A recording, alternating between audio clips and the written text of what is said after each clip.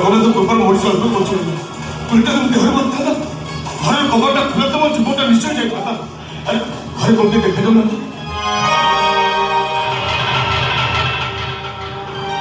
ଘରେ ମଦ ମୁଦର ଖଣ୍ଡିଆ ସିଗାରେଟ ପୋଡ଼ା ଗ୍ୟାସରେ କାଠି ତାମାନେ ଦେଖନ୍ତୁ ଭଦ୍ରଲୋକର ଘରେ ରଖିବ। ଏଇଟା ନିଶ୍ଚୟ ମଦୁଆ ମାନଙ୍କର ଆଟାସ୍ଥଳୀ ହେଇଥିବ। ଏଠି ରହିବା ମୋ ପାଇଁ ନିରାପଦ ନୁହଁ। ଏଠୁ ମୁଁ ପଳେଇବି, ଏଠୁ ମୁଁ ପଳେଇବି।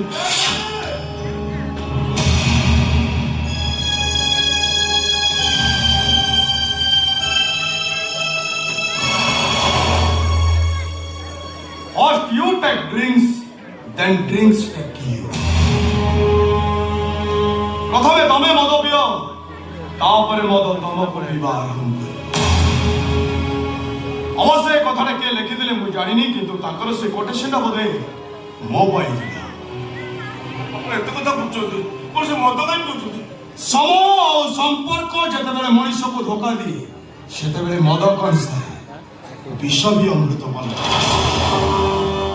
ଦେହର ଯନ୍ତ୍ରଣାକୁ ସିନା ମଣିଷ ପେନ୍ ପେନ୍ ଖାଇ ଭୁଲି ଯାଇପାରେ, ହେଲେ ହୃଦୟର ଯନ୍ତ୍ରଣା ପାଇଁ ମଦ। I mean, liquor is the best. ଦେଖନ୍ତୁ ମିଷ୍ଟର, ମୁଁ କହିବି ପଛେ ଭୁଲ ରାସ୍ତା ବାଛୁଛନ୍ତି। ଏସବୁ ନେଇ ଆପଣ ମୃତ୍ୟୁକୁ ନିମନ୍ତ୍ରଣ କରୁଛନ୍ତି। I mean, ଯେଉଁମାନେ ମଦ ସିଗାରେଟ ପିଉନାହାନ୍ତି ସେମାନେ କ'ଣ ମରୁନାହାନ୍ତି? ପୁସ୍ତକ ଭାଗ୍ୟରେ ଲେଖା ଅଛି ସାହେବ, କିଏ ଆଜି ମରିବ ତ କିଏ କାଲି, କିଏ ରୋଡ ଆକ୍ସିଡେଣ୍ଟ ମରିବ ତ ଆଉ କିଏ ସୁପାରି କିଲେ। ଏଇ ଯେମିତି ଟିକେ ପୂର୍ବରୁ ଆପଣଙ୍କ ଜୀବନଟା ଫେରିଥିଲା। ସୁପାରି କିଲର ମୁଁ କ'ଣ କିଛି ବୁଝିପାରୁନି। ଏକ୍ଜାକ୍ଟଲି।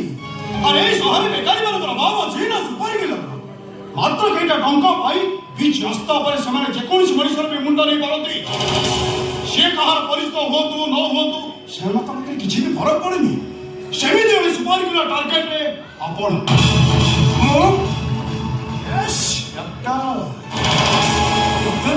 ତାମାନେ ଆପଣ ମତେ ଜାଣିଛନ୍ତି? ଆରେ ଓଡ଼ିଶାର ଜଣେ ସୁନାମଧନ୍ୟ ବ୍ୟକ୍ତି ଡକ୍ଟର ଆଦିତ୍ୟ ଚୌଧୁରୀଙ୍କୁ କିଏ ନ ଜାଣେ? ଆଉ ବି କେୟାରଫୁଲ ଡକ୍ଟର। ଭୁବନେଶ୍ୱର ଏୟାରପୋର୍ଟରେ ପହଞ୍ଚିବା ପୂର୍ବରୁ ଆପଣ ମର୍ଡର ନହେଲେ କିଡନାପ ହେଇସାରିଥିବେ। You are right, 100% right. ଏ ଉଦ୍ଧତ ଜଣେ ଅଜଣା ବ୍ୟକ୍ତି ମୋ କାରକୁ ଫଲୋ କରି ମତେ ମାରିବାକୁ ବସିଥିଲା। ହଁ ଶୁଣ ଠିକ୍ ଥାଇ, ଆଜି ଟଙ୍କାଟା ଯିବା ଠିକ୍ ହବନି। ଆଜି ମୁଁ ଘରକୁ ଫେରିଯିବି, ଘରକୁ ଫେରି ଆଉ କିଛି ଲାଭ ହବନି ସାହେବ। ଘରେ ପହଞ୍ଚିଲା ବେଳକୁ ଘରର ମାନଚିତ୍ରଟା ବଦଳି ସାରିଥିବ। ଆଉ ଘରେ ବସି କଲିଂ ବେଲ୍ ଚିପିଲି, କୁନି ପୁଅର କୁଆପା ଡାକ ଶୁଣିବ ନା ସ୍ତ୍ରୀ ଆସି କବାଟ ଖୋଲିବ। ଆଉ ନିଜେ ଯେତେବେଳେ କବାଟ ଖୋଲି ଘର ଭିତରକୁ ଯିବେ, ଆପଣଙ୍କ ସ୍ତ୍ରୀ ସିଲିଂ ଫ୍ୟାନରେ ଝୁଲୁଥିବେ। ଆପଣଙ୍କ କୁନି ପୁଅଟା ସବୁଦିନ ପାଇଁ ନିସ୍ତେଜ ହେଇ ସାରିଥିବ।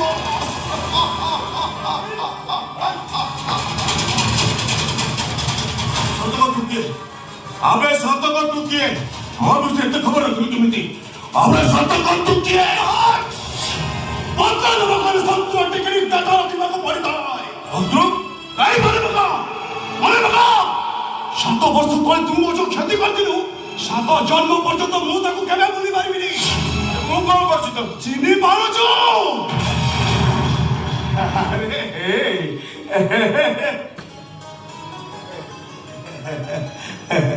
अरे तुम से कॉलेज में विवेक ना? हाँ, मुझे से विवेक की बात है। वो बाबा मुझे जोजमानी करी पाठ पढ़े थे, कितने स्वप्न देखे थे। वो डॉक्टर हबो, पाटनागढ़ पंचायत रो ना रखिबो। मते डॉक्टर करिया पई ताका शेष सब चाष जमीना को से बिक्री कर देथिले। अरे तू मोर एमिति अवस्था करू छे? बाबा मरी गले पछि ताको मोरे निराटी के नहीं पारली। अरे विवेक, अरे खोल। अरे तू तो जानिथिलु मु चाहूथली हमर मेडिकल कॉलेज रैगिंग मुक्त कॉलेज हो। कौन से पिला जमते रैगिंग न करती, सब संग माने रैगिंग रो ओरी गले। अरे तू गोटे स्टूडेंट जेमिति रैगिंग करू जे से छात्र पर तोड़ दी पड़ला। मु भाबुथली वर्ष पर रोस्टिकेट हे गले तू निश्चय बदली जीवो। वास्तविक सांग तू एमिति बदली जीवो से धारणा मन थिला। अरे Vivek, I am very sorry for you. I am very sorry for you.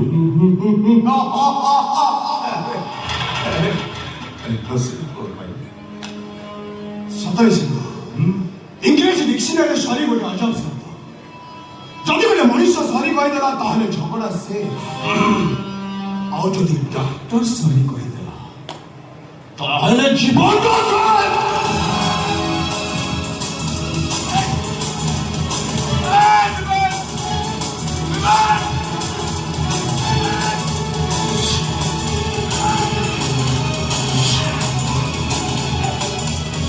इतिहास तुम्हारे भक्ति ସେମାନେ ବୁଦ୍ଧିମାନ ଇତିହାସ ଯୋଉମାନେ ଲେଖନ୍ତି ସେମାନେ ଶହୀଦ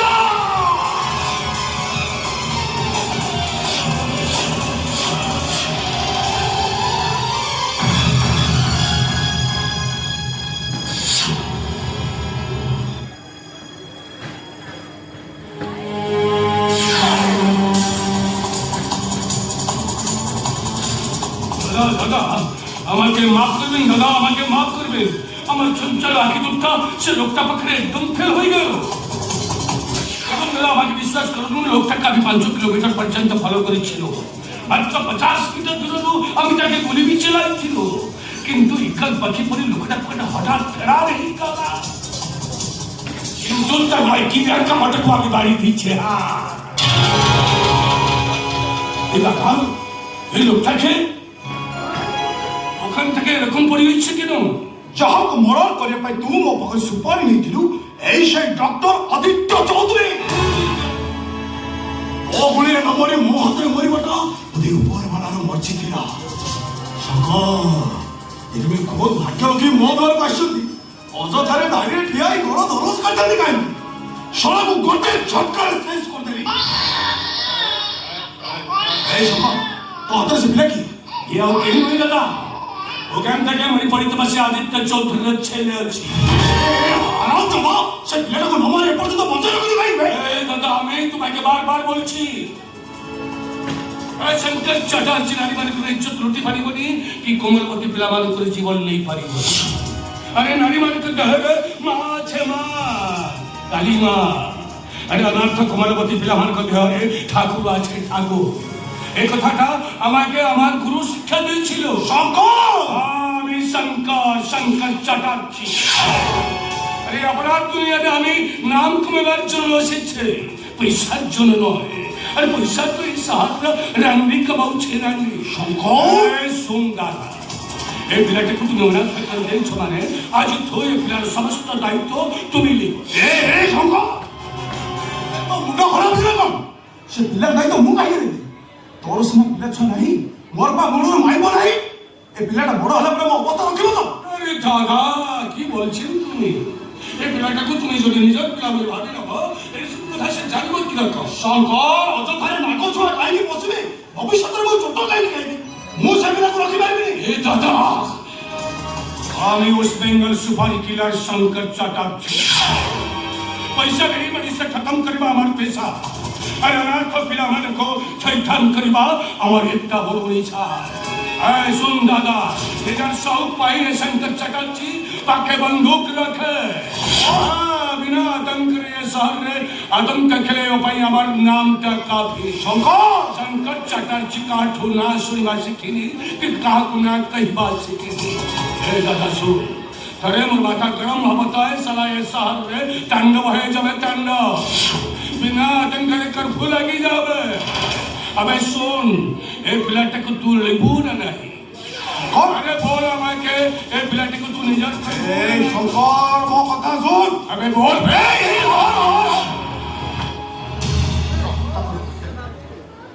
এই কথাটা ଭଲ ଲୋକେ ଏମିତି ଡରେଇ ଧମକେଇ କହୁଛି ଏଇ ଶଙ୍କର ଯାହା ପାଇଁ ଖୋଦ ଭାଗ୍ୟ ରଖି ମୋ ଦ୍ୱାରକୁ ଆସିଛନ୍ତି ତା ପୁଅକୁ ପୁଣି ମୁଁ ହତାଦାର କରିବି ନାଇଁ ନାଇଁ ନାଇଁ ନାଇଁ ଆଜିଠାରୁ ଏ ପିଲାଟା ମୁଁ हाँ তাই তো সুন্দর একদম কুল হয়ে গেল আমি কুল হয়ে গেলাম দাদা এই ঢের করতে এখন কি হবে শোন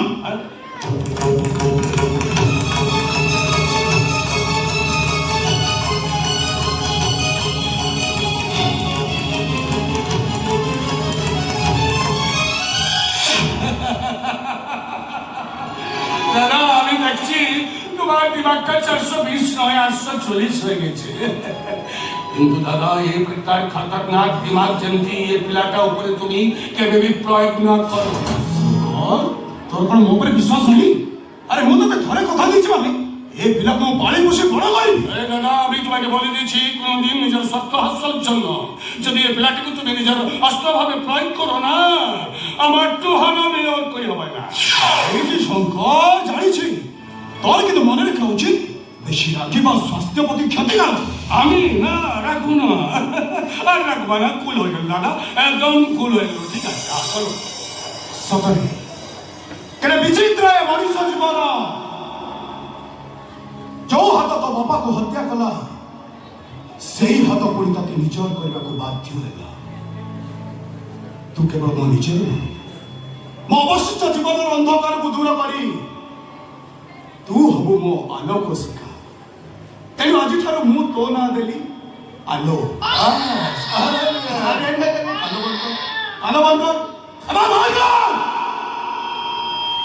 ବାହାରେ ସମୟ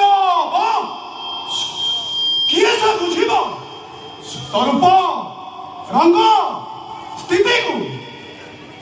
ତତେ ମତେ ଆମ ସମସ୍ତଙ୍କୁ ଏମିତି ମୋଡ଼ରେ ଛିଡ଼ା କରିଦେଇଛି ଯେ ମତେ ତ ଆଜି କହିବାକୁ ଇଚ୍ଛା ହଉଛି ଏଠି ସବୁ ମଣିଷ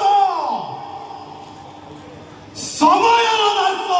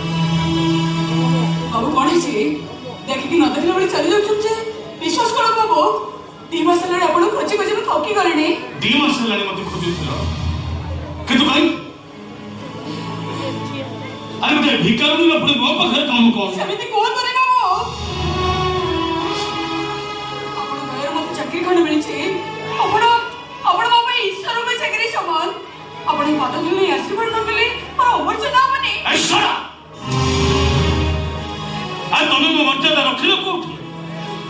କାଚ ଟୁକୁଡ଼ାକୁ ହୀରା ଭାବି ମୁଁ ଠକି ଯାଇଛି।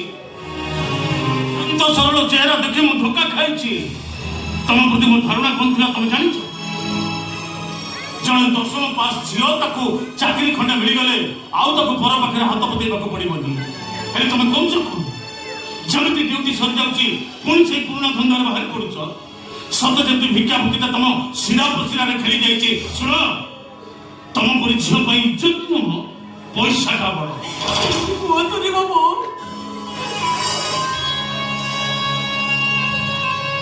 ଏ ପଇସାରେ ପର ପାଖରେ କାଟି ପକେଇବେ କାହାକୁ ଭଲ ଲାଗିବ?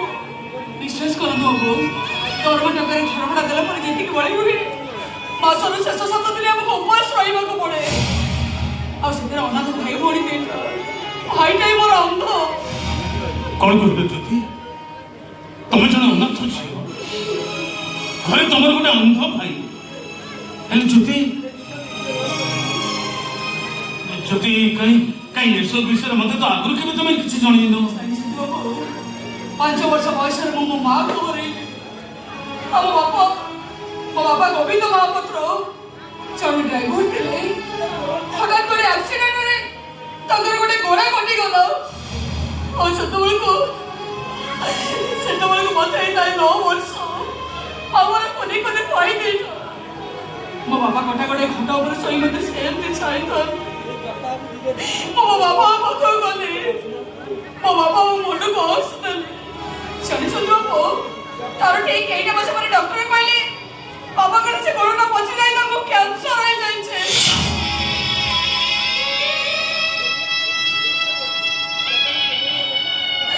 କ୍ୟାନ୍ସର କଥା ଶୁଣି ମୋ ବାପା ଖୁବ୍ ହୋଇ କାନ୍ଦିଲେ। ଆଉ ବାପା କାନ୍ଦ ଦେଖି ମୁଁ ବି କାନ୍ଦି ପକେଇଲି। ଜାଣିଛନ୍ତି ବାବୁ, ସକାଳୁ ଉଠି ଦେଖିଲା ବେଳକୁ ବାବା ବେକରେ ରସି ଲଗେଇ ଆତ୍ମହତ୍ୟା କରିଛନ୍ତି।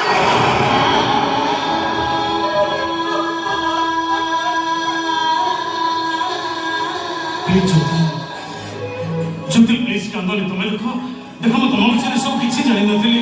ମୋର ଭୁଲ ହେଇଯାଇ ଜ୍ୟୋତି। ମୁଁ ତମ ପାଖରେ ହାତ ଯୋଡ଼ି କ୍ଷମା ମାଗୁଛି।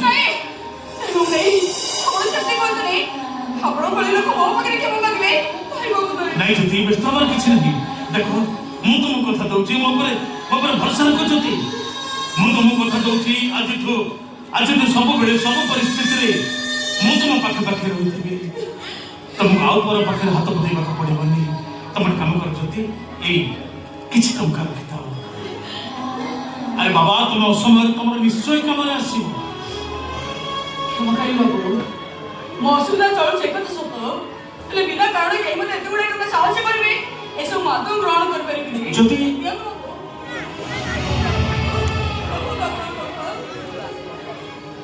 ଆଶ୍ଚର୍ଯ୍ୟ। ଆରେ ଦିନେ ତୁମେ ମାତ୍ର 10 ଟଙ୍କା ପାଇଁ ମୋ ପାଖରେ ହାତ ପତେଇ ଭିକ ମାଗୁଥିଲ।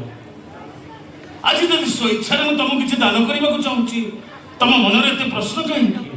ଛାର ମୁଣ୍ଡ 10 ଟଙ୍କାକୁ ବି ଯୋଗ୍ୟ ନୁହେଁ। ସେ 10,000 ଟଙ୍କା ଦେଖିଲେ ନିଶ୍ଚୟ ପ୍ରଶ୍ନ କରିବ। ବାବୁ, ହିନ୍ଦୁ କେବେ ରାମକୁ ଦେଖିଛନ୍ତି ନା ମୁସଲମାନ କେବେ ଆଲ୍ଲାହଙ୍କୁ ଦେଖିଛନ୍ତି? କିନ୍ତୁ କାନିକୁ ଦେଇ ମାଗି ଆଣିଥିବା ସେଇ 10 ଟଙ୍କା ଭିତରେ ମୁଁ ଈଶ୍ୱରଙ୍କୁ ଦେଖିଛି ବାବୁ। ମୋର ଦୁର୍ଭାଗ୍ୟ ଯେ ଆପଣଙ୍କର ସେ 10,000 ଟଙ୍କା ଆପଣଙ୍କ ବଡ଼ ପଡ଼ିଆ ଛଡ଼ା ଆଉ କିଛି ବି ନୁହେଁ। ଶୁଣ, ଏ ଦୁନିଆର ଧରାବନ୍ଧା ନିୟମର ସମ୍ପର୍କରେ ତମେ ମୋର କିଛି ନୁହେଁ। ତଥାପି ବିବେକର ଆହ୍ୱାନରେ ମୁଁ ତମ ଭାଇ ଭଉଣୀ 2 ଜଣଙ୍କୁ ସବୁଦିନ ପାଇଁ ଆପଣାର କରି ନେବାକୁ ଚାହୁଁଛି। ଆଉ ତମ ମନରେ ଯଦି କିଛି ଆପତ୍ତି ନଥାଏ, ମୁଁ ତମକୁ ବିବାହ କରିବା ପାଇଁ ମଧ୍ୟ ରାଜି ଅଛି।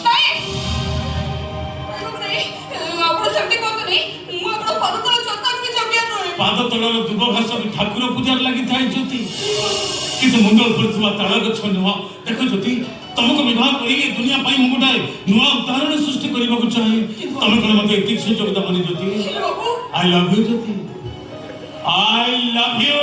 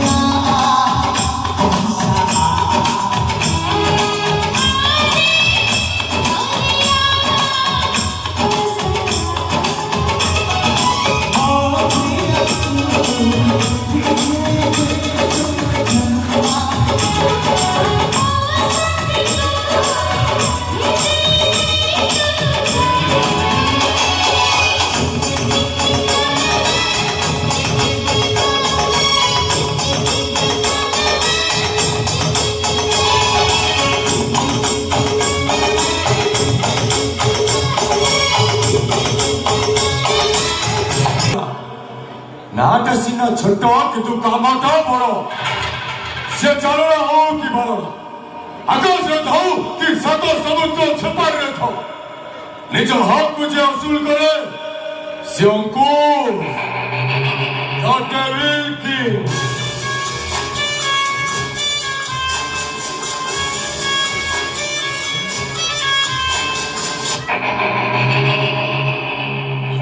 Al. Con চমকি পড়ল কি এই যারে মেঘমতে দে ছাড়ি সেই দেশে মো প্রিয় পাশে তু ভাবুଛୁ মিলে আখি বুঝি বুঝি ক্ষীর পিউଛୁ না তো রঙ রঙ কিছু জଣା পড়ছি তু ক্ষীর পিউନଥିଲୁ ବରଂ ତୋ ପ୍ରେମର ମୌଲିଟା ଆଉ କାହାକୁ ପିଆଉଥିଲୁ ଜାଣିଛି ଝିଅ ପିଲାଙ୍କ ପ୍ରେମର ମୌଲି ଏତେ ନିଶ୍ଚୟ ଥାଏ ଯେ ଭଲ ମଣିଷକୁ ବି ବାଟ ଭଳିଆ କରୁ ଆଉ ଆଜି ତ କଥା ଶୁଣି ମୁଁ କ୍ଲିୟର ହେଇଗଲି ଯୋଉ ଝିଅମାନେ ଏମିତି ମୁଣ୍ଡ ପୋତି ବାଟ ଚାଲନ୍ତି ଆସ୍ତେ ଆସ୍ତେ କଥା ହୁଅନ୍ତି ଆଉ ଟିକାଟିକେ କଥାରେ କାନ୍ଦି ପକାନ୍ତି ସେଇ ଘର ଝିଅମାନେ ବଡ଼ ଘର ପୁଅମାନଙ୍କୁ ପକେଇବାରେ ଏକଦମ ମାହିର ଆପଣ କଥା କହିବାର ସୀମା ଟପି ଯାଉଛନ୍ତି କଥା କହିବାର ସୀମା ମୁଁ ଟପି ଯାଇଛି ନା ମୋ ଭାଇ ଆଲୋକକୁ ପ୍ରେମ କରି ତୋ ସୀମାଟା ତୁ ଭୁଲି ଯାଇଛୁ ତୁ ତ ଝିଅ ନୁହଁ ସତେ ଯେମିତି ସୂତା ଛିଡ଼ା ଗୁଡ଼ି ଉଡ଼ି ଉଡ଼ି ସାଇଡ୍ ପଡ଼ିବୁ ଯାହାର ବଡ଼ ଛାତ ବୁଢ଼ୀର ଯଦି ସୂତା ଛିଡ଼ାଇ ଉଡ଼ିଯାଏ ତାହେଲେ ସେଟା ବୁଢ଼ୀର ଦୋଷ ନୁହେଁ ବରଂ ସୂତାର ମାଜ ଦେଇଥିବା ମଣିଷର ଦୋଷ ଆଉ ମତେ ଯେମିତି ଲାଗୁଛି ଆପଣ ବୁଢ଼ୀଟା ମେଘ ପବନରେ ଛିଡ଼ି ଯାଇ ଟୁକୁରା ଟୁକୁରା ହେଇଯାଏ ଆଲୋ ମୋର ବୁଢ଼ୀ ଅଛି ନା ଲଟେଇ କିଛି ନାହିଁ କିନ୍ତୁ ବିଶ୍ୱାସ କର ଅନ୍ୟ କାହାର ପତା କାଢ଼ିବାରେ ଏ ଅଙ୍କୁଶ ଏକଦମ ମହିର ଅଛେ ସବୁବେଳେ ସମୟ ସମାନ ନଥାଏ ଯେ ଅନ୍ୟର ପତା କାଟିବାକୁ ଚେଷ୍ଟା କରେ ଈଶ୍ୱର ତା ସତ୍ତା ରଖନ୍ତିନି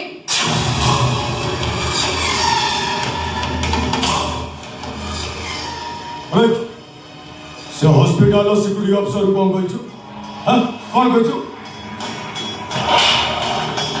ଏକୋଇଶ ଘରେ ଚାଉଳ ବିକୃତ ରୋଗୀ ମେଣ୍ଟାଲ ଘରେ ବସି ପାଦରୀ ମାନଙ୍କ ପ୍ରାଇଭେଟ ପାର୍କରେ ମୁଁ ହାତ ମାରୁଥିଲି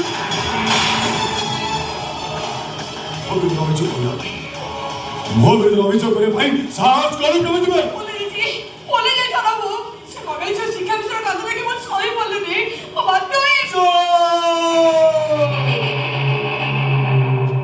ଆଲୋ ଏତିକି ମିଛାଇ ନା ତୁ କଣ କହିଲୁ ସିଏ କାନ୍ଦୁଥିଲା ଆଲୋ କାନ୍ଦୁଥିଲା କେତେବେଳେ ଲୋ ବିଶ୍ୱାସ କର ମୁଁ ଯେତେବେଳେ ତା ଛାତି ଉପରେ ହାତ ବୁଲଉଥିଲି ସିଏ ବା ଖାଲି ଖିଲି ଖିଲି ହେଇ ହସୁଥିଲା ଆଉ ତା ଦେହଟା ଏତେ ଜୋର ଗରମ ହେଇଯାଇଥିଲା ଯେ ସେ ନିଜେ ମୋ ହାତ ଲଗାଇ ତା ଛାତି ଉପରେ ମାରି ବସିଲା କାହିଁ ତୋର କଣ ହଉଛି ହଁ ମୁଁ ଜାଣିଛି ବା ଜବାନୀ ବୟସ ମୋ କଥା ଶୁଣିବାକୁ ତୋ ଦେହ ତ ପୁରା ସିରି ସିରି ହେଇଯାଉଥିବ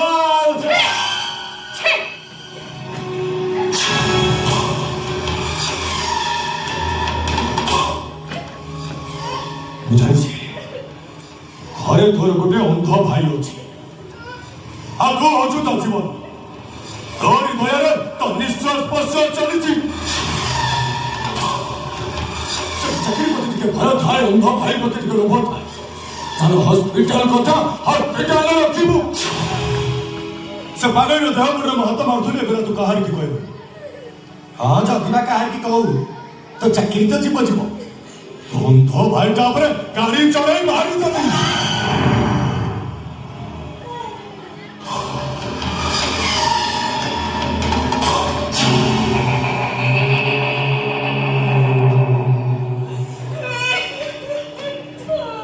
କାନ୍ଦୁଛୁ କାହିଁ କାନ୍ଦ ବନ୍ଦ କରିବା କହିଲି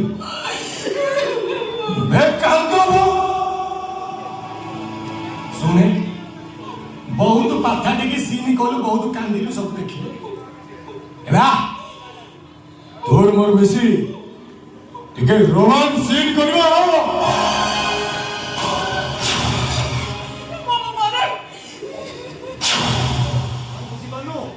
ମୋବାଇଲ ଜାଣିବା ଗୁଗଲ ସର୍ଚ୍ଚ କରି ଟିକେ ହଣ୍ଟ ଭିଡ଼ିଓ ଦେଖିବା।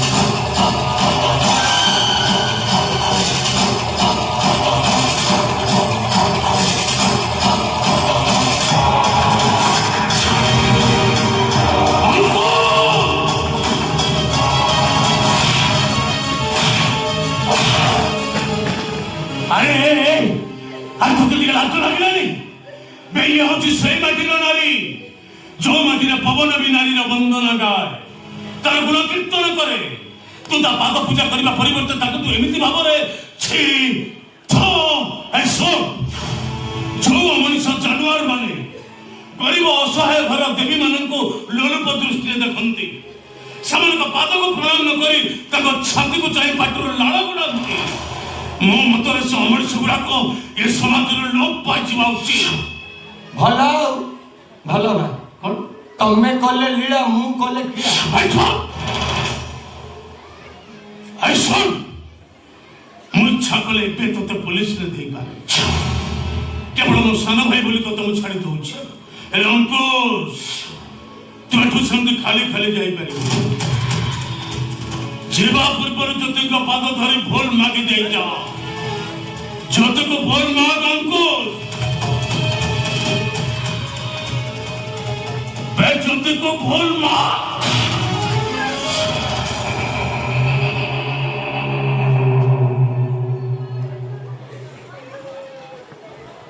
अंकुश सारे तेरे अक्षर ना नाटा सिंह छोटो किंतु कमटा बड़ो से चारों हो कि बड़ो आकाश न था कि सत्तो समुद्र चपाली न था ये जो हक मुझे वसूल करे से अंकुश तटेल के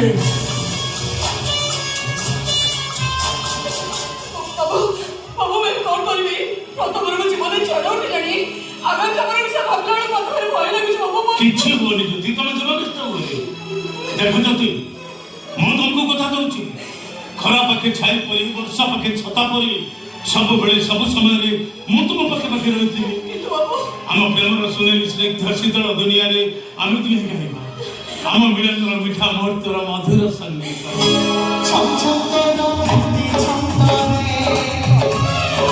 छाती मेरी साथी रे छम छम तेरा मेहंदी छमता रे छाती मेरी All nonsense! All are nonsense! 10টা ପୂର୍ବରୁ ମୋତେ ଅଫିସରେ ପହଞ୍ଚିବାକୁ ପଡ଼ିବ ହେଲେ ଇଡିଏଟଟା କ୍ୟାବଟା ପାଇଁ ଯାଇଛି ଯେ ଯାଇଛି ତା ଦେଖା ଦର୍ଶନ ନାହିଁ ଇଡିଏଟ କୋଉଠିକା ଏ ସତିଆ ସତିଆ ଏ ସତିଆ ଆଜ୍ଞା ଘରଟା ସାରା ଖୋଜି ସାରିଲି ହେଲେ କୋଉଠି ମିଳୁ 6 ମାସ ତଳେ ଯୋଉ ଜୋତା ଆସୁଥିଲା ଆପଣଙ୍କର ସେଇଠୁ ପଟେ ପାଇଲି ହେଲେ କ୍ୟାବ୍ ପାଇଲିନି ସାର୍ ଏ ଇଡିଏଟ ଏ ଜୋତା କ'ଣ ମୁଣ୍ଡରେ ପିନ୍ଧି ମୁଁ ଅଫିସ ଯିବି ମୋ ଉପରେ କାହିଁକି ମିଛୁରେ ରାଗୁଛନ୍ତି କହିଲେ ସାର୍ ଏ ଘରେ ତୋ ଛଡ଼ା ଦ୍ୱିତୀୟ ବ୍ୟକ୍ତି କେହି ନାହାନ୍ତି ତୋ ଉପରେ ରାଗିବିନି ତ ଆଉ କାହା ଉପରେ ରାଗିବି ରାତିରେ କ୍ୟାବଟାକୁ ମୁଁ ଟେବୁଲ ଉପରେ ରଖିବି କ'ଣ ସକାଳୁ ସକାଳୁ ଟେଣା ଲାଗିଗଲା କ୍ୟାବଟା ଉଡ଼ି ଚାଲିଗଲା ସତ୍ୟ ଏଇଠି ପଦେ କହିବ ଆପଣ କହିଲେ ମୋ ବ୍ୟତୀତ ଘରେ ଆଉ କେହି ନାହାନ୍ତି ଦିଦି ପରା କାଲିଠୁ ଆସିଲେଣି ଆପଣ କ'ଣ ତାଙ୍କ କଥା ଭୁଲି ଯାଇଛନ୍ତି ଆରେ ମୋର ଗୋଟାଏ ବୋଲି ଝିଅ ଅଛି ବୋଲି ଭୁଲିଯିବି କେମିତି ଖାଲି ମେଡିକାଲରୁ ଫେରିବା ପରେ ପରେ ସେ ଆରାମସେ ଶୋଇ ଚାଲିଛି ସତେ ଯେମିତି ମାସ ମାସ ଧରି ଶୋଇ ନଥିଲା ଆରେ ତାକୁ ଫୁର୍ସତ ମିଳିଲା କେତେବେଳେ ମୋ କ୍ୟାବରେ ହାତ ମାରିବ ସାର୍ ସେ ବେଡ୍ ଅବସ୍ଥା ଦେଖି ଆପଣ ଭାବୁଛନ୍ତି ଦିଦି ସେଠି ଶୋଇଛନ୍ତି ଆରେ ସାର୍ ସେଠି ଦିଟା ଟେଡି ଉପରେ କମଳ ଘୋଡ଼ା ହେଇଛି আচ্ছা দিদি କହିଲା ଯେ କମଳା କାଢିବୁ ମାରିକି ତ ଗାଲ ଫଟେଇବି। আরে তাহলে ମୋ ଝିଅ କୋଉଠି? ସକାଳ 7টাରୁ ହାଣ୍ଡି କଡେଇ ନେଇ ପୁରା ଛାତ ଉପରେ ଯାତ୍ରା ଚଲେଇଛନ୍ତି। এই রাজকার! আরে এ পর্যন্ত কথা না মতো কহিনু কাହିଁକି? ତୁ ତ ଭଲ ଭାବରେ ଜାଣିଛୁ ସେ ଜଣେ ମାନସିକ ବିକାରଗ୍ରସ୍ତ ରୋଗୀ। ଭୁଲ ବଶତ ଯଦି ଛାତ ଉପରୁ ତଳକୁ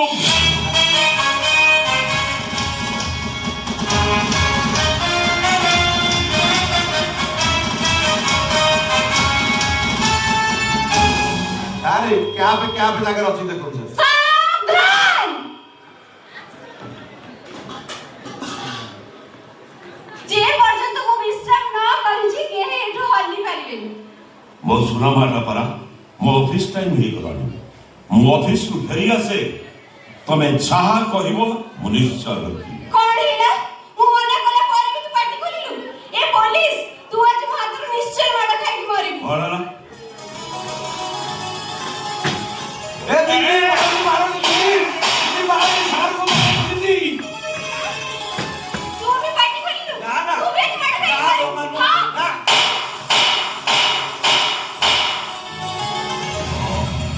বিশ্রাম! ଓହୋ ଏତେବେଳେ ଟିକେ ମାଡରୁ ତ୍ରାହି ମିଳିଲା। ସାର୍ ଆପଣ ମୁଣ୍ଡ ଫାଟିଯାଇଛି ସାର୍। ରକ୍ତ ବାହାରି ସାର୍। ଚାଲନ୍ତୁ ମେଡିକାଲ ନେଇଯିବି ସାର୍। ନାଇଁ ଯିବା ଦରକାର ନାହିଁ। ମୁଁ ଏକୁଟିଆ ଯାଇପାରିବି। ହଁ ଏ ପୋଲିସ, ତୋ ମୁଣ୍ଡରେ ସେଗୁଡା କଣ? ବାଡ଼େଇକିରି ମୁଣ୍ଡ ଫଟେଇ ଦେଲ। ଆହୁରି ପଚାରୁଛ ଏଗୁଡାକ କଣ? ଏ ହଉଛି ରକ୍ତ। ନାଇଁ, ଏଗୁଡା ରକ୍ତ ନୁହେଁ। ଆ ସେ ରକ୍ତ ନୁହଁ ତ କଣ ସେ? ଆରେ ଏଗୁଡା ହଉଛି ସିନ୍ଦୁର। ଆରେ ମା ମୋ ଘରେ ସିନ୍ଦୁର ଆସିବ କୋଉଠୁ? ହେ, ତୁ କଣ ଭାବୁଛୁ ମୁଁ ପାଗେଳି? ମୋ ମୁଣ୍ଡ କାମ କରୁନି? ହାଁ? ଏଇ ଏଗୁଡା ବାହା ହେଲା ପରେ ମୁଣ୍ଡରେ ଲଗାନ୍ତି। ଆଉ ହେଲା ଇଏ ରକ୍ତ ନୁହଁ ସିନ୍ଦୁର। ଆଉ ମୁଁ ଏବେ ଅଫିସ ଆସିପାରେ। ହେଇ, ଏ ପୋଲିସ, ଆଜି ପରା ମୋ ବାହାଘର। ତୁ ଅଫିସ ଚାଲିଗଲେ ଏଠି ବଡ ବଡିଆ ପତ୍ର ଗୋଟେଇବ କିଏ? ହାଁ? ହଇ, ସେଠି ଗୋଟେ ଏଠି କାହିଁକି ଠିଆ ହେଇଛୁ? କଣ କରିବୁ? ଯା, ଯାଇକି ସାଇ ପଡ଼ିଶାକୁ କହିବୁ ଆଜି ଦିଦିର ବାହାଘର। କିଏ ଭୋଜି ଖାଇବ ଜଲ୍ଦି ଆସ। କିଏ ଭୋଜି ଖାଇବ ଜଲ୍ଦି ଆସ। କିଏ ଭୋଜି ଖାଇବ ଜଲ୍ଦି ଆସ। ଏ ଦିଦି ସତ୍ୟ ଏଇଠି ବୋଧେ କହିବ। ମୁଁ ସିନା ସମସ୍ତଙ୍କୁ କହିବି ମୋ ଦିଦିର ବାହାଘର ଭୋଜି ଖାଇବ ଜଲ୍ଦି ଆସ। ସେମାନେ ଯଦି ମତେ ପଚାରିବେ ତ ଦିଦି କାହାକୁ ବାହା ହଉଛି ମୁଁ କଣ କହିବି? ଆରେ ହଁ, ସତେ ତ। ମୁଁ କାହାକୁ ବାହା ହେବି? କାହାକୁ? ହଁ, ଏଇ ତୁ ଯାଇକି ସମସ୍ତଙ୍କୁ କହିଦେ ମୁଁ ଏଇ ପୋଲିସକୁ ବାହା ହେବି।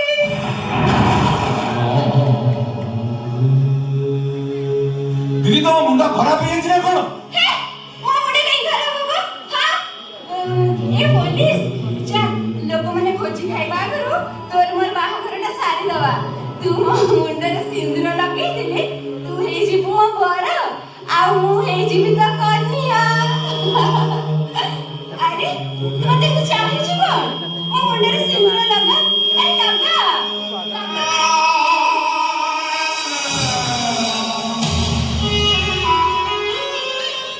ଦିଦି ତମେ କାହା ସହିତ କଣ କରୁଛ କିଛି ଜାଣିପାରୁଛ? ସିଏ ପରା ତମ ବାପା। ବାପା? ଏ ପୋଲିସ, ବାପା କାହାକୁ କହନ୍ତି? ଆରେ କହୁନୁ, କହ। ଆରେ ବାପା କାହାକୁ କହନ୍ତି? କହ।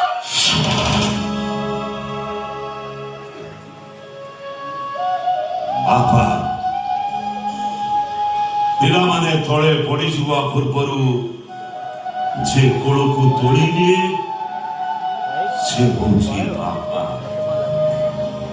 ନିଜେ ଯେତେ ଦୁଃଖ କଷ୍ଟ ଯନ୍ତ୍ରଣାରେ ଥିଲେ ବି ପିଲାମାନଙ୍କୁ କେବେ ଜଣେଇ ଦିଏନି ସେ ହଉଛି ବାପା। ନିଜେ ଛିଣ୍ଡା ଚପଲରେ ସେଫ୍ଟି ପିନ୍ ମାରି ପିଲାମାନଙ୍କୁ ଯିଏ ନୂଆ ଜୋତା ଦିଏ ସେ ହଉଛି ବାପା। ବାପା ହଉ, ଏ ପୋଲିସ, ତୁ ଆଉ କାନ୍ଦନି ହେଲା। ଆଚ୍ଛା କହିଲୁ, ସିନ୍ଦୁର ଲାଇଲା ପରେ ମୁଁ କେମିତି ଦେଖାଯାଉଛି? ବହୁତ ସୁନ୍ଦର ନା? ଆଜି ପରା ମୋ ବାହାଘର। ଏ ବାଜା ବାଜା, ବାଜା ବାଜା, ଆଜି ମୋ ବାହାଘର।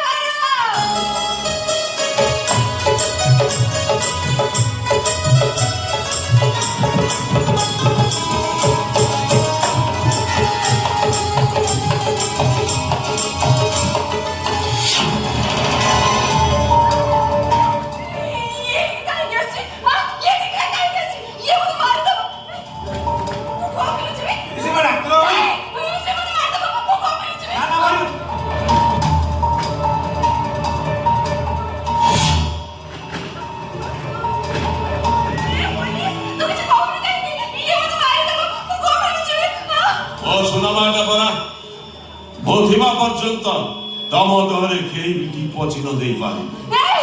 তুই এখন জানিনি ইয়ে গোটে রাক্ষসটা ইয়ে মতে খালি কিলবিল করে মারিব ମୁଁ ଯେତେ ଜୋରେ ପାଟି କରି ଚିତ୍କାର କଲି ବି ଇଏ ମୋ କଥା ଜମାରୁ ଶୁଣିବନି এই পুলিশ তুই এক কোটি ବାହାର କରିଦେ ଗାଧେଇନୁ ଶୁଣା ବାଟା ପରା এই পুলিশ ତୁ ମାର ଲାଇଫ୍ କେବେ ଆଖି କରି ଦେଖିଛୁ এই ରାକ୍ଷସ ମାନେ ତା ଅବସ୍ଥା କଣ କରିଦେଇଛନ୍ତି এই ଦେখ ଦେখ ମଗଡା ଦେখ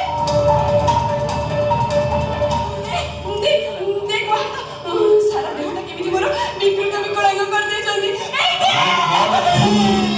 ଆରେ କିଛି ମୁଁ ବୁଝିପାରୁନି କି କଣ କହୁଥିବେ। ଦେଖନ୍ତୁ ଶିଖା ମ୍ୟାଡାମ କଣ ହେଇଛି? କୌଣସି ଡକ୍ଟର କଣ କେବେ ଚାହେ ଜାଣି ଶୁଣି ନିଜ ପେସେଣ୍ଟକୁ କଷ୍ଟ ଦେବା ପାଇଁ କେବଳ ପେସେଣ୍ଟର ଟ୍ରିଟମେଣ୍ଟ ପାଇଁ ସେ ସେମିତି କରିବା ପାଇଁ ବାଧ୍ୟ ହୁଏ।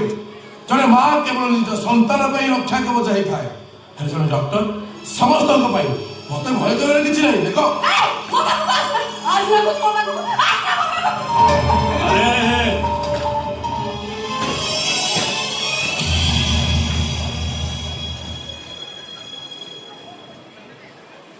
ଦେଖିଲେ ତ ମୋ ଝିଅ ଶିଖାର ବିକୃତ ରୂପ ଏହା କେବଳ ଆପଣଙ୍କ ପାଇଁ ସମ୍ଭବ ହେଇଛି। ଆପଣଙ୍କର 2 ବର୍ଷ ପରିଶ୍ରମର ଫଳ ଭୁବନେଶ୍ୱର ଗୋଟେ ବଡ଼ ହସ୍ପିଟାଲର ଚିକିତ୍ସା ନମୁନା। ଆରେ ସାର୍ ମୁଁ ତ ମୋ କର୍ତ୍ତବ୍ୟରେ ଅବହେଳା କରିନି। ହସ୍ପିଟାଲ ପେମେଣ୍ଟରେ ମୁଁ କେବେ ଡିଲେ କରିଛି? No sir. ଆପଣଙ୍କ ପ୍ରେସ୍କ୍ରାଇବ୍ରେ ମୋ ଝିଅକୁ 100 ଇଞ୍ଜେକ୍ସନ ଦଉଛନ୍ତି। କୋଉ ଇଞ୍ଜେକ୍ସନ କଣ ପାଇଁ ଦିଆଯାଉଛି କାହିଁକି ଦିଆଯାଉଛି ସେ ବିଷୟରେ ମୁଁ ଆପଣଙ୍କୁ କେବେ ପ୍ରଶ୍ନ କରିଛି? ନା ସାର୍ ଆପଣଙ୍କ ସାଥିରେ ମୋର କିଛି କଥା ଅଛି। ବାସ୍ ମୋର ବି ଆପଣଙ୍କ ସହିତ ଅନେକ କଥା ଅଛି। ଠିକ ଅଛି ପାରିବେ ଡକ୍ଟର? ଆଉ ମାତ୍ର ଗୋଟାଏ ଇଞ୍ଜେକ୍ସନ ମୋ ଝିଅ ଶିଖାକୁ ଦେଇପାରିବେ? ମନା କରନ୍ତୁନି ମାତ୍ର ଆଉ ଗୋଟାଏ ଇଞ୍ଜେକ୍ସନ। ଠିକ ଅଛି ସାର୍ ଆପଣ ମତେ ସେ ଇଞ୍ଜେକ୍ସନର ନାଁଟା କୁହନ୍ତୁ। বিষাক্ত ইঞ্জেকশন দেই ମୋ ଝିଅ ଶିଖାକୁ ମାରି ଦେଇପାରିବେ? ମନା କରନ୍ତୁନି ଡକ୍ଟର। ଆପଣ ଯାହା କହିବେ ମୁଁ ଦେବା ପାଇଁ ପ୍ରସ୍ତୁତ ଅଛି। କହିବେ ତ ମୋ ସମସ୍ତ ପ୍ରପର୍ଟି ଆପଣଙ୍କ ନାଁରେ ୱିଲ୍ କରିଦେବି। ମୋ ଉପରେ ବିଶ୍ୱାସ ରଖନ୍ତୁ ଭରସା। ମୁଁ ଜଗନ୍ନାଥଙ୍କ ଦହି ଦେଇ କହୁଛି ଏ କଥା ଆମ 2 ଜଣଙ୍କ ଛଡ଼ା କେହି ବି ଜାଣିପାରିବେ। Please doctor please Please sir, have patience.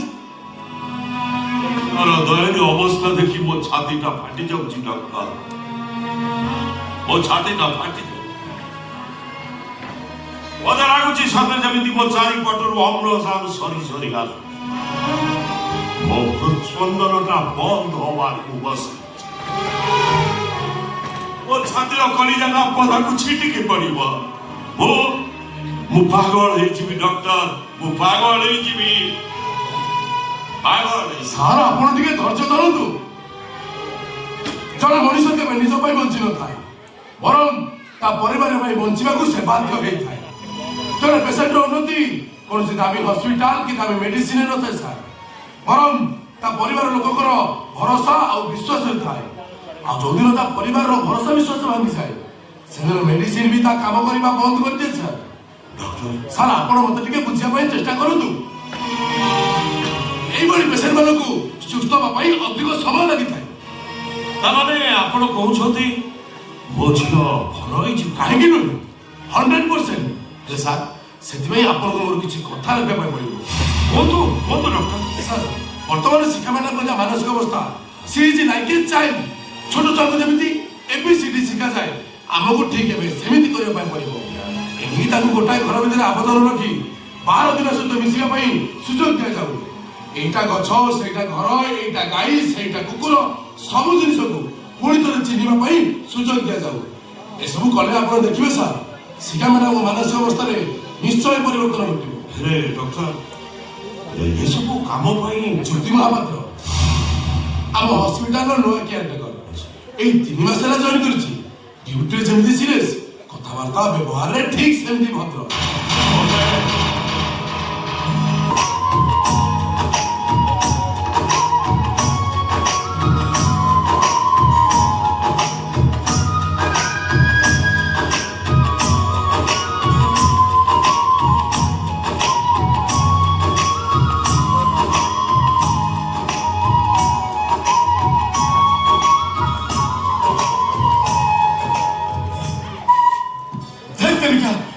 ଏତେ ଜୋରେ ଭୋକ ଲାଗୁଛି ଯେ ବଇଁଶୀଟା ବି ଭଲ ମାନୁନି।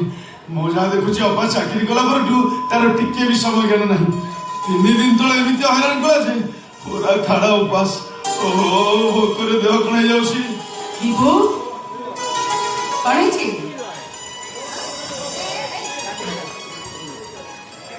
ମୋ ଉପରେ ରାଗିଛୁ? କଣ କରିବି କହ?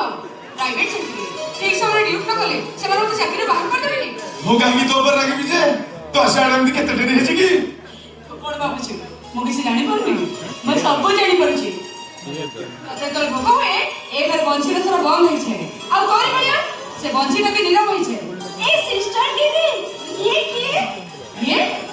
ଇଏ ମୋର ଗୋଟିଏ ବୋଲି ଗେହ୍ଲା ଭାଇ ମୋ ସୁନା ଭାଇ ମୋ ରାଜା ଭାଇ। ଏ ଅପା ଆମ ଘରକୁ କିଏ ଆସିଛନ୍ତି କି? ଆମ ଘରେ କୁଣିଆ ଆସିଛନ୍ତି। କୁଣିଆ? ଏଠିକି ସେ ଆମ ଘରକୁ ସବୁଦିନ ଆସିବେ। ଏ ଅପା ସେ ଯଦି ଆମ ଘରକୁ ସବୁଦିନ ଆସିବେ ତାହେଲେ କୁଣିଆ କେମିତି ହେଲେ? ଛୋଟ ପିଲାମାନେ ସବୁ କଥା ମୁଣ୍ଡ ବେଳା ଉଚିତ ନୁହେଁ। ଏ ଅପା ତୁ ପରା ମତେ କହିଥିଲୁ 10 ତାରିଖ ଦିନ ମତେ 24 ପୁରିକି 25 ଚାଲିବା ତାହେଲେ ଛୋଟ ପିଲା ହେଲେ କେମିତି? ପାଗଳା ଟିକେ ଆରେ ତୁ 25 ଛାଡି 50 ହେଲେ ବି ତୁ ସବୁଦିନ ପାଇଁ ମୋ ପାଖରେ ଛୋଟ ପିଲା ହେଇ ରହିବୁ ବୁଝିଲୁ? ତାକୁ ଭୋକ ପଡେ ଏଇଠି ଆମେ ସାଙ୍ଗେ ସାଙ୍ଗେ ଯିବି ଆଉ ଆସିବେ।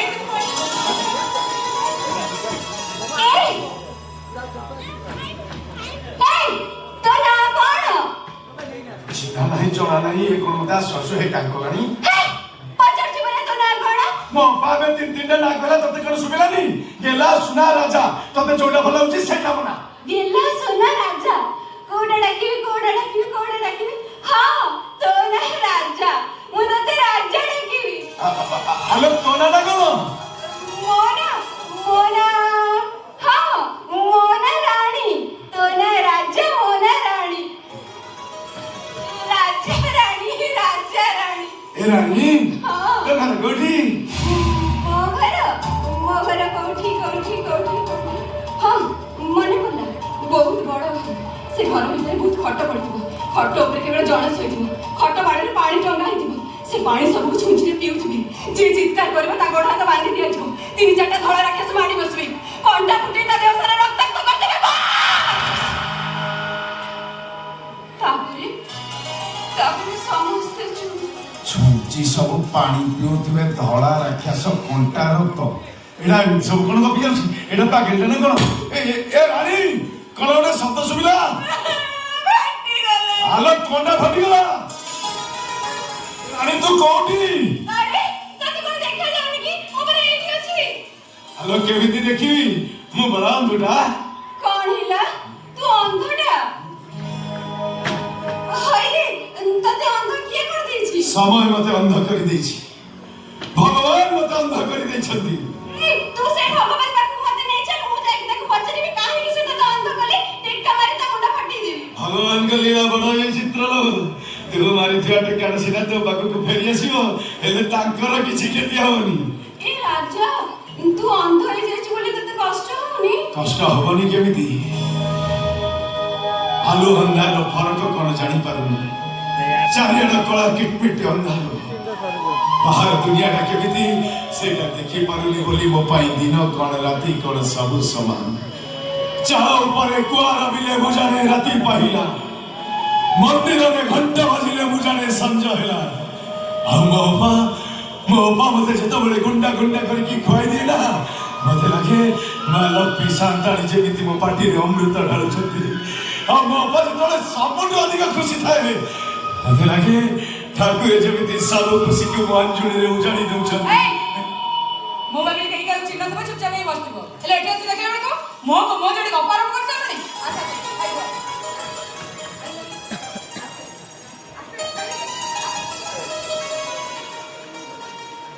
ଏ ଦିଦି ଏଇଟା କଣ? ସେଇଟା ହଉଛି ବଂଶୀ। ମୋ ତମେ ଏତେ ସୁନ୍ଦର ବଂଶୀ ବଜାଇছে ଯିଏ ଶୁଣିବ ସେ ମନ୍ତ୍ରମୁଗ୍ଧ ହେଇଯିବ। ଏ ଦିଦି ତୁ ତାକୁ କହ ସେଇଟା ବଜିବ ମୁଁ ନାଚିବି। ନାଇଁ ମୋ ଧନୁ ଭୋଗ ହେଲା ସେ କାହା କଥା କିଛି ଶୁଣିବନି। ଏଇ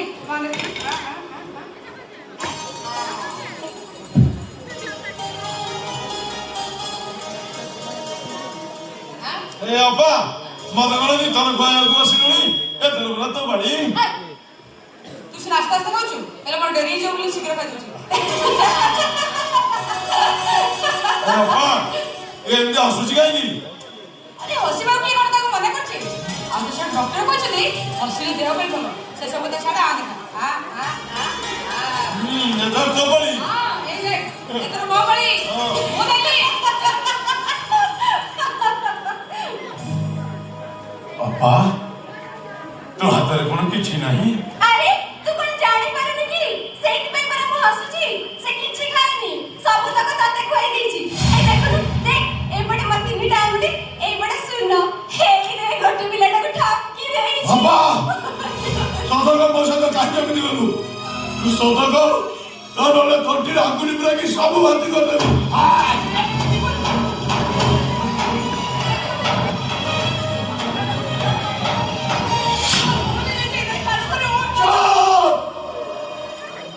ଅନ୍ଧ ଭାଇଟାକୁ ଠକି ଦେବାକୁ ତ ମନରେ ଟିକେ ପାପ ଛୁଇଁଲାନି ତୋ ବିବେକରେ ଟିକେ ବାଧା ଦେଲାନି କଣ କରିବି କହ ଘରେ ଯେତେବେଳେ ମୁଢି ଗଣଥିଲା ତାଠୁ ଠକିବା ଛଡା ମୋ ପାଖରେ ଆଉ ବାଟ କଣ ଅଛି ଆରେ ପିଲାଟି ଦିନ ତତେ ମୋ ଭାଇ ନୁହେଁ ମୋ ପୁଅ ଭଳି ଦେଖି ଆସିଛି ତୋ ମା କଣ ତା ପୁଅର ଖାଇବା ଧରିଲେ ଭାଗ ବସାଇ ପରେ ବାପା ଆଜି ସିନା ମୋ ପେଟଟା ପୁରିଗଲା ତୋର ମନଟା ପୁରା ଭାଙ୍ଗିଗଲା ନା ବାପା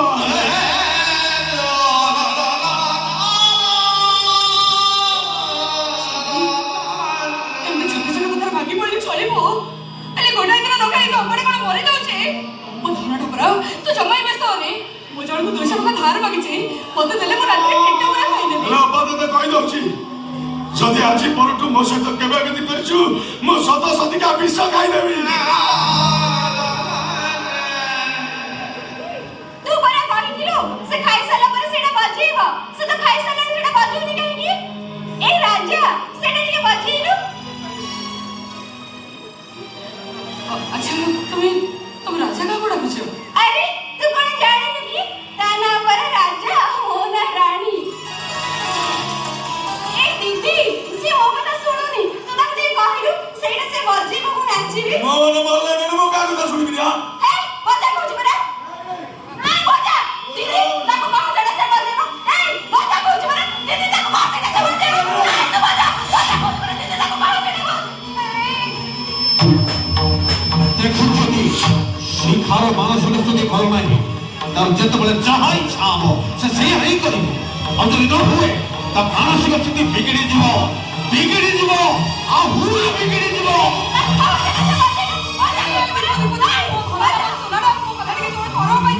ମୁଁ କହିଲି ବଜାବିନି ମାନେ ବଜାବିନି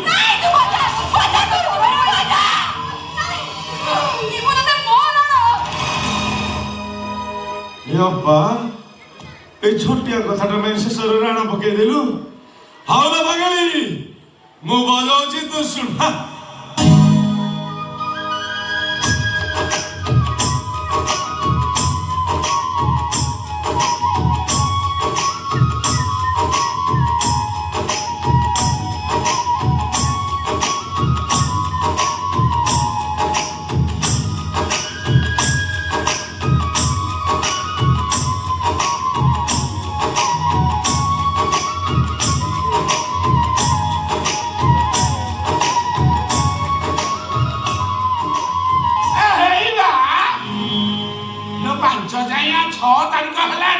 ଆଜି ପର୍ଯ୍ୟନ୍ତ ମୋ ଘର ଭଡ଼ା ଟଙ୍କାଟା ମୋ ପାଖରେ ପହଞ୍ଚିଲାନି କାହିଁକି କିଏ ତୁ ଘର ଭଡ଼ା ଦେଇ ମୁଁ ଯଦି ତୋ ପାଖକୁ ଧାଇଁବି ମୁଁ ବୁଝିପାରୁନି ତୁ ଭିକାରୁନି ନା ମୁଁ ଭିକାରୀ ନାଇଁ ମୁଁ ସେମାନେ କଥା କହିଲି ଏଇ ହସ୍ପିଟାଲ କହିଲେ 5 ତାରିଖ ବଦଳରେ 10 ତାରିଖ ଦରମା ଦେବେ ପଇସା ବିଶ୍ୱାସ କରନ୍ତୁ ମୋ ଘରେ ବି 3 ଦିନ ହେଲାଣି କିଛି ତୋ ଘରେ ଅସୁବିଧା ହେଲେ ମୋର କଥା ସବୁ ତୁ କଲୁ ଛୁଆ ପିଲାଟା ये तू घरे असुविधा बेली मु को तो घरु लिपि धरि आइ थांती ना कोन ନାଇଁ ମୁଁ ସେ କଥା କହୁନି ମୁଁ କଣ କହୁଛି चार असुविधा होउची से बस स्टैंड स्टेशन न घर बड़ा नबा के कहूची मु तते घर बड़ा मागिया कहची तू मते गप सुनाउछु गप ନାଇଁ ମୁଁ ସବୁବେଳେ ଗପ ଶୁଣୁନି ଯାହା ସତ ମୁଁ କେବଳ ସେଇ କଥା କହୁଛି ए सबु भड़ा किया मु कहची 5 तारिख 6 तारिख होबनी से घरे कर सकराले मु थुकलु झियो पिलाटा ए घरे ताला पकेई ନାଇଁ ମୁଁ ନାଇଁ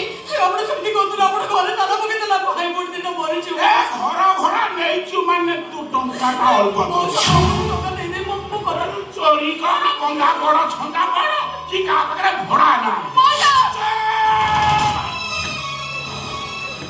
ତୋର କୋଉ ମାଉସୀ ଗେରସ୍ତ ମୁଁ ଏ ଘର ଭଡ଼ା ଟଙ୍କା ବାକି ରଖିଲେ ଏମିତି ହାଡ଼ ଭାଷା ଶୁଣିବାକୁ ପଡେ ଶୁଣ 10 ତାରିଖ ଟଙ୍କାଟା ମୋ ପାଖରେ ନ ପହଞ୍ଚିଲା ତାହେଲେ ତମ ଭାଇ ଭଉଣୀ ଘରୁ ବିଦା କରିବି ତାପରେ ଘରେ ତାଲା ପକେଇବି ମୋ ପାଜ ତାଲା ମଉସା ମଉସା ମୋ କଥା ଟିକେ ଶୁଣି ଯାଆନ୍ତୁ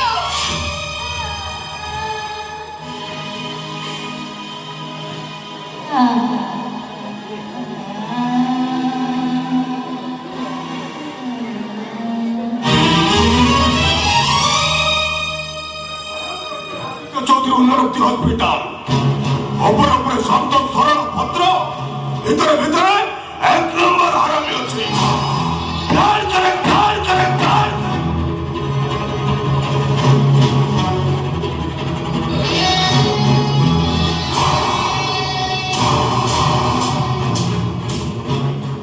অথচ বিনা পারমিশন রে সেখানে ডিসচার্জ করে তবে কি ସାର୍ ଶିକ୍ଷାମିଶ୍ର ମୁଁ ଡିସଚାର୍ଜ କରିନି ମୋର ମୋ ବାପା ଏସପି ସାର୍ ତାଙ୍କଠୁ ଜଏନ୍ କରି ନେଇଗଲେ কিন্তু কাহিনী ସେ କଥା ଆପଣ ଏସପି ସାର୍ଙ୍କୁ ପଚାରି ପାରନ୍ତି ଚାଲ ସାର୍ ମୋ ଜାଣିବାରେ ଭଗବାନ ଯାହା କରନ୍ତି ପ୍ରାଣୀର ମଙ୍ଗଳ ପାଇଁ ଏଇ କିଛି ଦିନ ହେଲା ଶିକ୍ଷାମିଶ୍ରର ମାନସିକ ଅବସ୍ଥା ଯେମିତି ବିଗିଡ଼ି ଯାଇଥିଲା କିଛି ହେଇଯାଇଥିଲେ ଆମ ହସ୍ପିଟାଲ ଦାୟୀ ରହିଥାନ୍ତା আরে বস্তে কে জানিব ମାନେ শিক্ষা মিশ্র চিকিৎসা দায়িত্ব তমକୁ দিয়েছিল তার স্বাস্থ্যের যদি কিছু সমস্যা দেখা যাইতে সেতবে কেবল তুমি হি দায়ী ঠিক ଅଛି ସାର୍ ମେ ମାସରୁ ଅଗଷ୍ଟ ମାସ ଯାଏ ପ୍ରତ୍ୟେକ ମାସର ଠିକ୍ 10 ତାରିଖ ଦିନର ସିସିଟିଭି ଫୁଟେଜ ମୋତେ ଦେଇପାରିବେ ତେବେ ମୁଁ ପ୍ରମାଣ କରିଦେବି ଏସବୁ ପାଇଁ ପ୍ରକୃତରେ ଦାୟୀ କିଏ এইটা ମୋ କାମ ନୁହେଁ ଅପରେଟର ପଚାରିଲେ କଥାଟା ନିଶ୍ଚୟ ମିଳିଛି କିନ୍ତୁ ଅପରେଟର କହୁଛି ଏଇ ସବୁ ଦିନ ଗୁଡ଼ାକରେ କାଳେ ସିସିଟିଭି ଖରାପ ଥିଲା আচ্ছা ডক্টর সিদ্ধার্থ মানে তুমি কোন করতে চাচ্ছ ପ୍ରତ୍ୟେକ ମାସ 10 ତାରିଖରେ ଶିକ୍ଷା ବିଷୟରେ ଯୋଉ ଇଞ୍ଜେକ୍ସନ ଦିଆଯାଉଥିଲା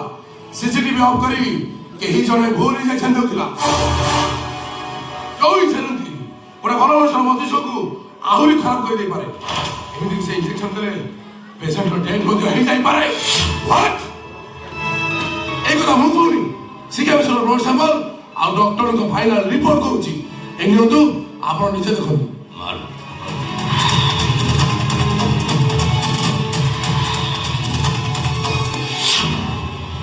এটা তো 15 দিন তଳର রিপোর্ট একথা আজ পর্যন্ত মতে জଣେଇ ନଥିଲ କାହିଁକି ସାର୍ ମୁଁ ଏଇଥିପାଇଁ ଜାଣିନଥିଲି ଯେ ମୁଁ ଚାହୁଁଥିଲି ସେ ରାସ୍କେଲଟାକୁ ରେଟ୍ ହ୍ୟାଣ୍ଡେଲ କରି ପୋଲିସରେ ଦେବା ପାଇଁ ହେଲେ ଶିକ୍ଷା ବିଷୟରେ ଡିସଚାର୍ଜ ହେଇଗଲେ ଆମ ପ୍ଲାନ୍ଟା ବିଗିଡ଼ିଗଲା ଆଚ୍ଛା ସିଦ୍ଧାର୍ଥ ତମେ କାହାକୁ ସନ୍ଦେହ କରୁଛ ସତ କହିବାକୁ ଗଲେ ସାର୍ ଏ ଆଦିତ୍ୟ ହସ୍ପିଟାଲର 80 ଭାଗ ଡକ୍ଟରଙ୍କ ଉପରେ ମୋର ସନ୍ଦେହ ଅଛି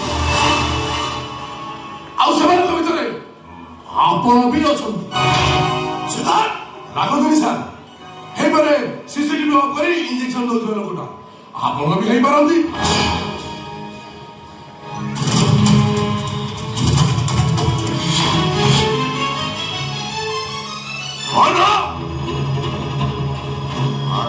হসপিটাল চাকরি করে মতো রালিয়ে কি দেখছি সারা বুঝি পাবে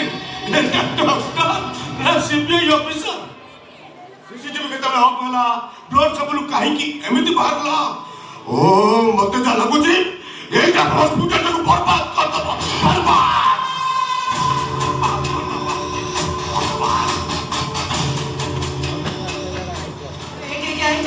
ସେପଟେ ଘର ବୁଡ଼ି ପାଣି ଆଣ୍ଠୁ ହେଲାଣି ସମ୍ଭାଳ କେମିତି ସମ୍ଭାଳିବା କଥା ସମ୍ଭାଳ କଣ ହେଇଛି ତମ ବଡ ପୁଅ ଆଗ କତାର ପଡ଼ି ଯୋଉ ଜୈବ ହସ୍ପିଟାଲରେ ନିଯୁକ୍ତି କରିଥିଲ ସେଇ ଝିଅଟେ ଅଣ୍ଟି ଛୁରୀ ହେଇ ତଣ୍ଟି କାଟିବାକୁ ବସିଲାଣି ଆରେ ଆଲୋକ କଥାରେ ତ ମୁଁ ଅନେକ ବେକାର ଯୁବକ ଯୁବତୀକୁ ନିଯୁକ୍ତି ଦେଇଛି ସେଥିମଧ୍ୟରୁ তুমি କୋଉ ଝିଅ କଥା କହୁଛ କେୟାରଟେକର ଜ୍ୟୋତି ମହାପାତ୍ର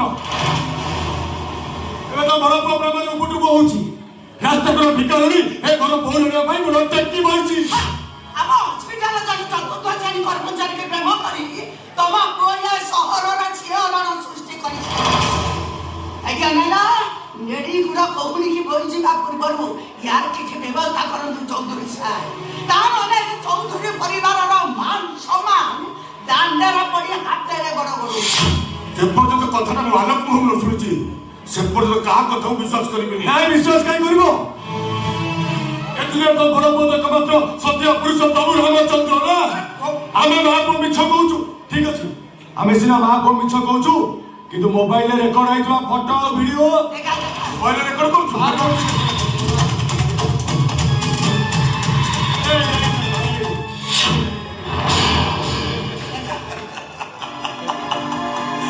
আরে আরে ডিজিটাল দুনিয়া রে আজকালি ডিজিটাল দুনিয়ার কিছু ବି ଅସମ୍ଭବ ନୁହେଁ। ଭଲ ଭାବରେ ଚାଲିଛି ତମେ ମା ପୁଅ ଦିଟା ଆଲୋକର ଭଲ ଜମା ଦେଖିପାରୁନ। ଅନାନି କାନିଆ ଲଗାଇଦେଲି କଣ କହିଲ ମୁଁ ଆଲୋକର ଭଲ ଦେଖିପାରୁନି। ତୁମେ ତ ଆଉ କଣ ପିଲାଟା ତମେ ଛୋଟରୁ ବଡ ହେଇଛି ଦିନ ପାଇଁ କୋଳରେ ବସେଇଛ ନା ପାଖରେ ବସେଇ ଭାତ ଗୁଣ୍ଡେ ଖୁଆଇ ଦେଇଛ ତାରି ବୟସର ପିଲାମାନେ ବାହା ହେଇ ଘର ସଂସାର କଲେଣି ଦିନ ପଇତା ବାହାଘର କଥା ଉଠେଇଛ। ଯୋଉ ପିଲା ଜିରାରୁ ଶିରା କାଢିବା ପିଲା ତା ବାହାଘର ବିଷୟରେ ମୋ ମନ ଖେଳେଇ ପାରିବିନି। ମୁଣ୍ଡ ଖେଳିବାକୁ ବାଧ୍ୟ ଆଉ ସେ ତ ମାଟି ଲଗାକି ମମି ବୋଲି ଡାକୁଛି। ଓ ତାକୁ 10 ମାସ ଗର୍ଭରେ ଧରିଲି ଯେ ତା ମମି ଡାକରେ ମୋ ବାତୁଲ ତୋଟା ଛୁଳି ପଡିବ। ମୁଣ୍ଡ ଉଛୁଳି ପଡିବ କଣ ଯଶୋଦା ବି କୃଷ୍ଣକୁ ଗର୍ଭରେ ଧରି ନଥିଲେ କିନ୍ତୁ ଦିନକ ପାଇଁ ଦେବକୀର ଅଭାବ ଅନୁଭବ କରିବାକୁ ଦେଇନଥିଲେ। আরে বাহ কোন কলাসে হোয়াট আ স্টোরি বুঝলা বাবা গাড়ি তো প্রবচন দউছতি গাড়ি খালি বাবা স্টেজ উপর ছিড়া করদো देखियो ब्रेकिंग न्यूज भाई मीडिया वाला पूरा धाई धाई कर मारी आसीबो सत्य जमिति द्वितीय अनुरुद्धाचार्य कृष्ण देवकी यशोदा एमन होचती पुराणर गोटे लेखा चरित्र आपण को नीति भाई आम समाज को सुहेला भली गोटे लेखा मन बड़ा कहानी जो कहानी कौन सत्यता नहीं ईश्वर अस्तित्व को जो मैंने अस्वीकार करती आम सनातन धर्म से नास्तिक बोली कहुजा किंतु स्वामी विवेकानंद मतरे जो मैंने नास्तिक से निजक भी विश्वास करती ये मानव समाज से गोटाए गोटाए अविश्वासी प्राणी तू हॉस्पिटल जाई सेटे माने अरे मोर लेट हो जा कहबार अछि शीघ्र अरे मो कहबा କଥା तू हॉस्पिटल ले माने मो जोମାନେ ଶତ୍ରୁ ସାମ୍ନା କରି ପାରନ୍ତି ସେମାନେ ଏମିତି ନାନେ ନାନେ ହୁଅନ୍ତି ସାନ ପୁଅ ବେଳକୁ ପାଟିଟା ମେଲା ହେଇଯାଉ ଆଉ ବଡ଼ ପୁଅ ବେଳକୁ କଲା କଣ ହେଇଛି ଗାଡ଼ି ଅଙ୍କଶ ଏମିତି କଣ କହୁଛି ମତେ ସେମିତି ମୌନ ବ୍ରତ ପାଳନ କରିଛନ୍ତି କଥାଟା ମୋ ପୁଅରୁ ଶୁଣିଲେ ଆମେ ଶୁଣିବାକୁ ପାଇଲୁ ତୁ ଗୋଟେ ରାସ୍ତା କଡ଼ ଭିକାରୀଣିକି ଭଲ ପାଇଛୁ ଅନାନି কথাটা সত কে মিছ তো ডাড়িকে কথাটা শুনাইলে এ মমি আর যে পর্যন্ত মনুষ্য পাখরে মন হৃদয় বলে দুইটা জিনিস আছে সে পর্যন্ত ভাল পাইবাটা বি নিশ্চয় আছে ভাল পাইবা পাই কার স্ট্যাটাস দেখা যায়নি মমি তা হৃদয়কে চিহ্না আছে তেণুকি সে ঝিও কেয়ারটেকর হও কি পাম্পড় মেকর হও সেতিরে কিছু ফরক পড়ি না থা তা মানে কথাটা কোন সত্য হ্যাঁ এ কথা সত কহ এମିତି ଚମକି ପଡ଼ିଲା ଆଉ ଶୁଣ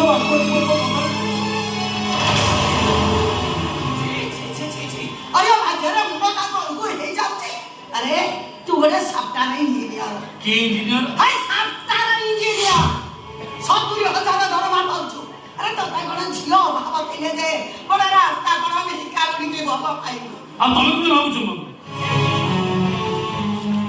गोटे आलिसन बंगलारे रही दिन को बेला खाइबा को मिली गले मनुष्यर सब अभाव पूर्ण हो जाए ए मम्मी मनुष्य बंचिबा पई स्नेह प्रेम ममता ए सब कोन जरूरी नुह अनाने हमें जति तो पाई କିଛି करूनु तो मनु मन इंजीनियर ता हे गलो ना कोन काई आ गोटा को तो 10th पास करै परलो ମୋ ମୁଣ୍ଡ ରୁମିଆ ଲଗାଡ଼ି କହୁଛି ତା ନହେଲେ ଭାଇ ଭାଇ ମୁଁ କିଛି ମାନିବିନି कोन करिबु मो पचारछु कोन करिबु तू ছি ছি ছি ছি ପୁରା ରାସ୍ତା କଡ଼ ଭିକାରୀ କି ତମେ ବାହାଲେ ମୁଁ ମୁଣ୍ଡ ଟେକି ବାଟ ଚାଲି ପାରିବି ତ किरे भिकारुनी के तो मु बाहेबी तू कोन पई मुंडो के बाटो चली परिबोनी କାହିଁକି ନା ତମ ପଛରେ ମୋ ଡାଡିଙ୍କ ରକ୍ତର ଷ୍ଟାମ୍ପ ବାଜିଛି ଏ ଘର ମା ନିଜକୁ ମୁଁ କେବେ ହେଲେ ମାତ୍ର ମିଶେଇ ଦେଇ ପାରିବି ନାହିଁ ଦରକାର ପଡ଼ିଲେ ମୁଁ ସେ ଜ୍ୟୋତିକି ମର୍ଡର କରିବି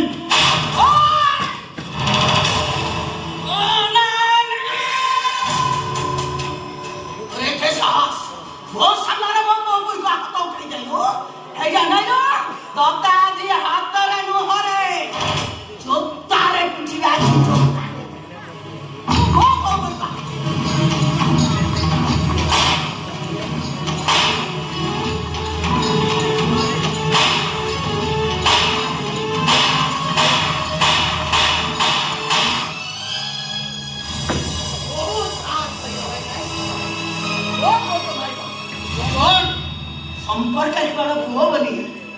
ବ୍ରାହ୍ମଣ ଚୁପ୍ ରହିଛି କାରଣ ଭିତରେ କୋଉ ଦିନ ତୋତେ ମିଛ କେସରେ ଫସେଇ ଜେଲ ପଠେଇ ସାରିଲୁ।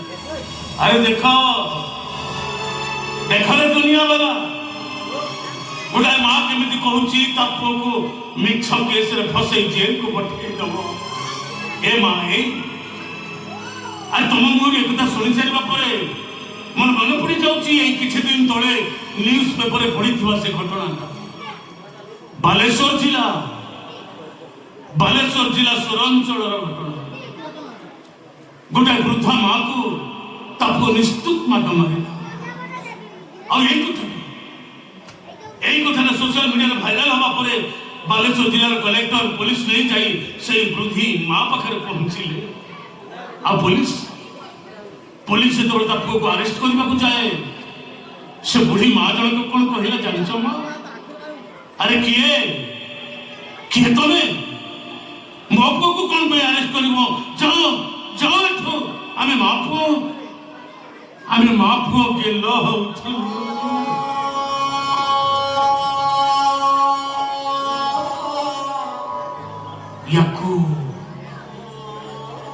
याकू ही कहती माँ याकू तू बड़ा मुझे को सुनो सुना मु जानि छी माँ मु जानि छी घर भीतर गाड़ी को छोड़ा मते केही को न पान अब काहे की घर पानतनी तार कारण को मैं जाई खोजी ले माँ मार ममता भाई रो सम्मान भौणी रो स्नेह ए सब वंचित है ए घर भीतर मु जेमते गोटाए मानव रोबोट भली वंची आसी छी हेले माँ ज्योति को भल पाइबा परे मोर से सब अभाव पूरण हो पारि जोटा गोटे माँ द्वारा संभव हो पारि नथिला सेटा गोटे भिकार द्वारा संभव हो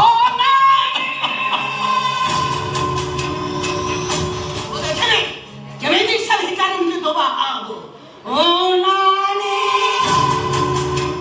ओइला कानी रे गंठी ओइला केमिति बाबा मुंड देखे दरकार पड़िले आमे तते तेज पुत्र भी स्वागत करुची रो माँ तमर एमिति एक प्रस्ताव को स्वागत जनाउची ए माँ ए आज पर्यंत तो ए घर पुओ बोली मो निज के अनुभव करि पाले या पर मते तेज पुत्र कर देले कोनटा अधिक फरक पड़िबो हां माँ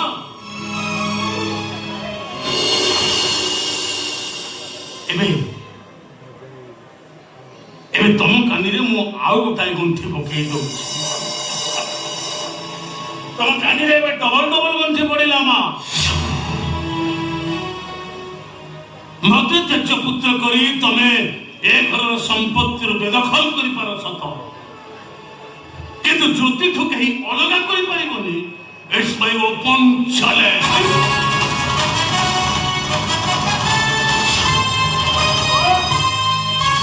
और सुनी पारे तो बड़ा पोकर कहि गले सुनी पारिले तो सब सुनिछि राजा दशरथ एबे निष्पत्ति नबार समय आसी जाइछि कथा टिके भल भाବରେ चिंता करी देखंतु रामचंद्र को वनवास पठाइबे नाय भरत को राजा करिबे आले भरत जदि राजा नहला ताले घरे भूमिकंप हबो उद्यत आग्नेयगिरी सब नवसंत ही टप्पा कई फुटिबे सुनामी आसीबो सुनामी को 3.5 अक्षर नाम सिना छोट किंतु कामटा बड़ से कारण हो कि मारो आकाश रे थाउ कि सात समुद्र से पार रे थाउ निज हक बुझी असूल करे से अंको टेबिल के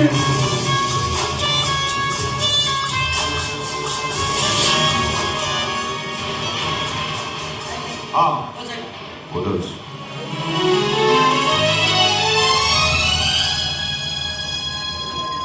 बाबू मते डाकिले तोते डाकिछु तोते मने पड़े डाकिछि तू हॉस्पिटल को पोस्ट काम कर काले तो पुलिस जाइछु नहीं बाबू मो केयरटेकर पोस्ट अछि रोगी मन को सेवा करबे मोर दायित्व ए सब काम भूली छु केमती आरो केमती कोन ऊपर पीड़ित जाय ता तत्र आरंभ कर दे अरे निजु कोन बोली भाबुछु बोले उड़ सुंदरी ना सरकार अफसरी अरे सामान्य के क्या करे तुम को प्रेम कर नहीं रोगी को दया पर तो विश्वास करो तो बाबू जगह पर किछि भी खराब सब करो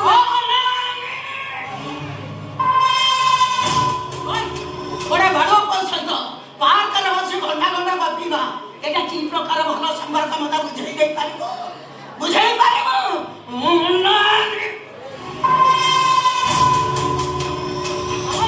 তো চেহারাକୁ ଯିଏ ଦେଖିବ ସିଏ ତ ଧୋକା ଖାଇଯିବ ଆରେ ଦିନଟାରେ ତ ଆମକୁ ଲଣ୍ଠନ ଦେଖେଇ ସାରିଲ ଭାଇ ବୋ ଆପଣ ମତେ ଭୁଲ ବୁଝୁଛନ୍ତି ମୁଁ ସେମିତିକା ଝିଅ ନୁହେଁ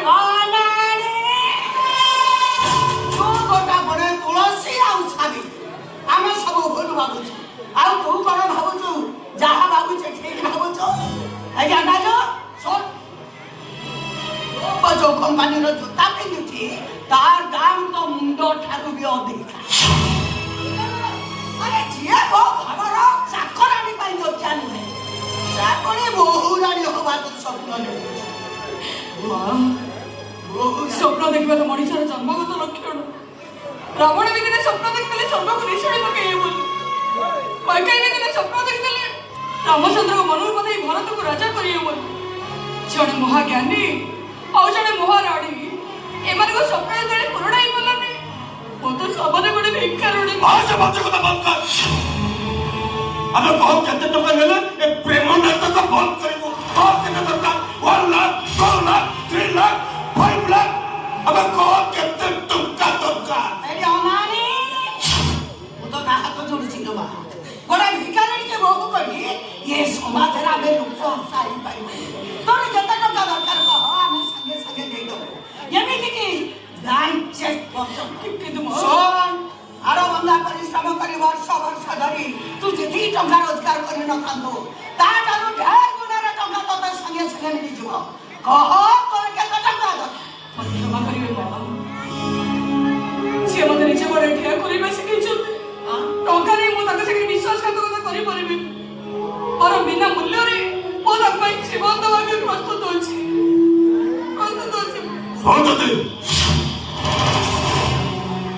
ତୁ ଯେ ପର୍ଯ୍ୟନ୍ତ ମୋ କଣ୍ଡିସନରେ ରାଜି ନ ହୋଇଛୁ ସେ ପର୍ଯ୍ୟନ୍ତ ମୋ ହସ୍ପିଟାଲ ଲଗେ ତୋ ପାଇଁ ବନ୍ଦ ରହିଲା ଆଜି ତୁ no one no back get out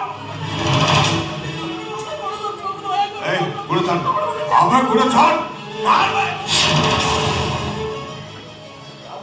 সত্য কি হয়েছে সেটা গুড়ে ধরকে বিষয়টু ମୋ ପାଇଁ କିଛି ବି ଫରକ ପଡ଼ିବନି ଅର୍ଜୁନ ଏଟାକୁ ଧକ୍କା ଧକ୍କା ମାରି ଗେଟ୍ ପାର କର ଅଲାରେ ଏଠି ଯିବ ନା ଚୁଟି ଧରି ଘୋଷାରି ଘୋଷା ନେଇ ଛାଡ଼ି ଆପଣ ଚାକିରି ବାହାର କରିଦେଲା ପାଇବୁ ଦିନ ମରିଛୁ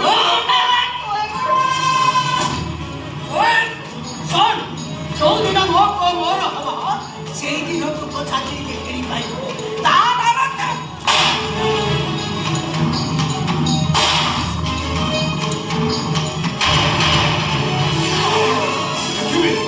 କେତେଦିନ ପେଟର ଉଦ୍ଧାର କଲା ପରେ ଘରେ ବସିବୁ ନିରାଶ କରିବୁ ମୋର ଆଲୋକ ଦରକାର ନାହିଁ ଚାକିରି ଦରକାର ମୋର প্রেম দরকার নাই টঙ্কা দরকার টঙ্কা दादा की হচ্ছে ব্যাপারটা কি হচ্ছে अरे भाभी जी जो माइजी के धक्का मारे तो ले जाके ए माइजी के कौन चुरचारा करछि ना की अरे नाही रे शंकर एटा गुटे हॉस्पिटल में केयर टेकर अच्छा अरे उन्हें केयर टेकर से मो पुआ को प्रेम करबा बसती की बोलले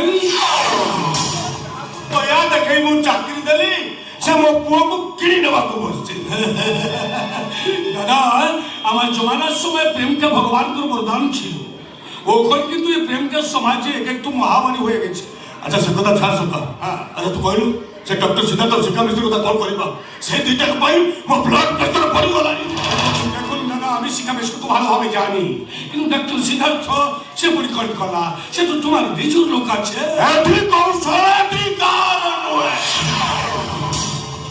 কৌশলাটি কারণ মতি কেন কৌশলাକୁ ନିଜର ଭାବି ଚାକିରି ଦେଲି সেই ଶଳାଟି ଭିତରେ ଭିତରେ ମଞ୍ଚାର କାଟୁଛି ଆରେ ବାଃ କେତେବେଳେ ସିସିଟିଭି ଅଫ୍ ହେଲା ବ୍ଲଡ୍ ସାମ୍ପଲ୍ କାହିଁକି ଏମିତି ବାହାରିଲା ତାକୁ କେମିତି ବିଷ ଇଞ୍ଜେକ୍ସନ ଦିଆଯାଇଥିଲା ସବୁ ପ୍ରମାଣ ସେ ପାଇସାରିଛି একথা এসিপি কালু চালিয়ে তাহলে ମୁଁ ଆରେଷ୍ଟ ହବାଟା ପକ୍କା এই দাদা তো হয়ে গেল আমি কি ছাড় পাই যাব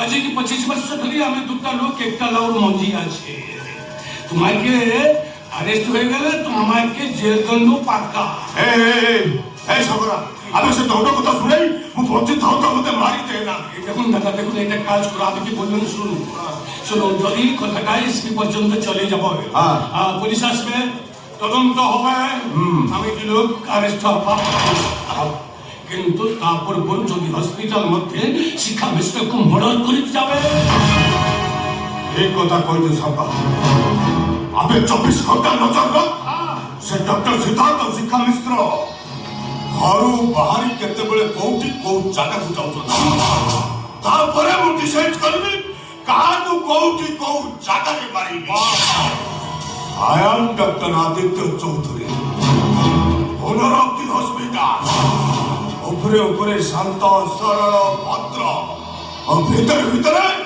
এক নম্বর হারামি আছে ভয় করে সত কথা কହୁଛନ୍ତି କ'ଣ କରିବି ଯେତେ କହିବାକୁ ଚେଷ୍ଟା କରିବି ମୁଁ ଲାଜ ସେମାନେ କିଛି ବି କହିପାରିଲେନି ସେ ପୁରା ଚୁପଚାପ ସେଠି ଚାଲି ଆସିଲେ ହଁ ଲାଜ ଲାଗିବା ନିହାତି ସ୍ୱାଭାବିକ କଥା ମୋ ସାଙ୍ଗମାନେ କ'ଣ କହୁଛନ୍ତି ଜାଣିଛୁ କ'ଣ କହୁଛନ୍ତି अरे स्वाधीन तू पुओ पिलाटा एरिया बाहर चलिब हेले स्वप्नाटा घर रखी काई बुढ़ी करूचु सत कहू स्वप्ना तत्ते मिछ मते सत से दिनटा सारा मु खाइनी केमिति खाइता तो भौणी के इतने बड़ बातिला कथा कहिली तो पेटो कोन भात देता ता छोड़ भाई मते जे जा गला से सब कथा फरक पड़ो मते जे जा गला मोर ठो मासे ए अरे इम्पोर्टेंट काम अछि अरे कोन इम्पोर्टेंट कथा माने आदित्य अंकल आ आंटी तो देखिया पे आछुंदी अरे से परा दाको हॉस्पिटल में सब बड़े देखुछंदी आज कोन देखिबे जे अरे कथाटा हला सदस्य सब दिन स्टाफ हिसाब देखुतिले आज बहु हिसाब देखिया पे आछुंदी तो मुंड खराब हेले नि करो काई आलो कोन खराब ले अरे आलोक सिना भलो पिला हेले ता घरे जो तीन जण मनुष्य अछथि से निहाती खराब लोक जानिछो आलोक रे साना भाई अंकुश सेटा गोटे लंपट हां सेटा का हॉस्पिटल जॉइन करबा मुता का हॉस्पिटल जॉइन करबा पूर्वरो से गोटे झियो को रेप करके जेल जाइतला आ ता मार तो शिक्षागत योग्यता बाबत प्रति जणा नै किंतु ता मां कहबो मोट ज्ञानी दुनिया रे केना बापा आदित्य चौधरी बाबा रे ता मेंटेन देखिछु ना ता ऊपर मेंटेन सब बड़ बाबा केतले कलेक्टर बड़े भलो इंजेक्शन ना जणा नै ता बाबा कहबो दुनिया रे मोट भलो डॉक्टर केना आमको सेतु कोंडा मिलियो कहलु सेठी बाहर कत रहियो पड़ी से करे ना हां हां भाई प्लीज तो से करू जी मु तो हां ठीक अछि मु तो बता हां ओ भाई मेरे देश में 6 मास भीतर से 100 थरा पैसा लेनी आज आसुन माने चाली बेले कथा निहात खराब पाऊ आमे के बाबाने तू आगो बाबू तापर जाई कि मो बाबू पुणी ब्लैक पेंगर मतलब तो मुंडो छुई कहूची तू काली बाहारे पौड्र बाहारटा पक्का गोटे काम करबा कोन मु बा कहली आमे के बाबाने पक्का मस ए आंटी नमस्कार ए गणेश आबे घरे न पहुंचु तमे सप्तांग घर दिबा कर नहीं सेमनी अन्ने क्षमा करी आंटी ए 10 मिनिट पूर्व मोर गोटे कॉल आसला मोर गोटे सांगर रोड एक्सीडेंट हो जाई अनिल आंटी बहुत गरीब छोड़ा ता छोड़ प्राइवेट हॉस्पिटल कथा तो आपण जानते भी मोर कहि कोन हां आंटी सारू सुनि सका पर मु जिबा पय मना करि पालेनी ठीक अछि मते हॉस्पिटल ना डाको मु तुमको हॉस्पिटल छाड़ देबी आ तो सत्य कहला मिछ कहछ सेटा भी प्रमाण हे जो मोर गाड़ी खाउ था मो गोटे बाहर ड्राइवर से जिबा पसंद कर माने मु तुमको ड्राइवर बढिया देखा दउ ऑब्वियसली गाड़ी चलुवा व्यक्ति को कोन कहै छै जे आपण सुविधा जानि ना होते ताले गूगल सर्च कर दियो तो उत्तरडा पाइ जेबे ओ ना ने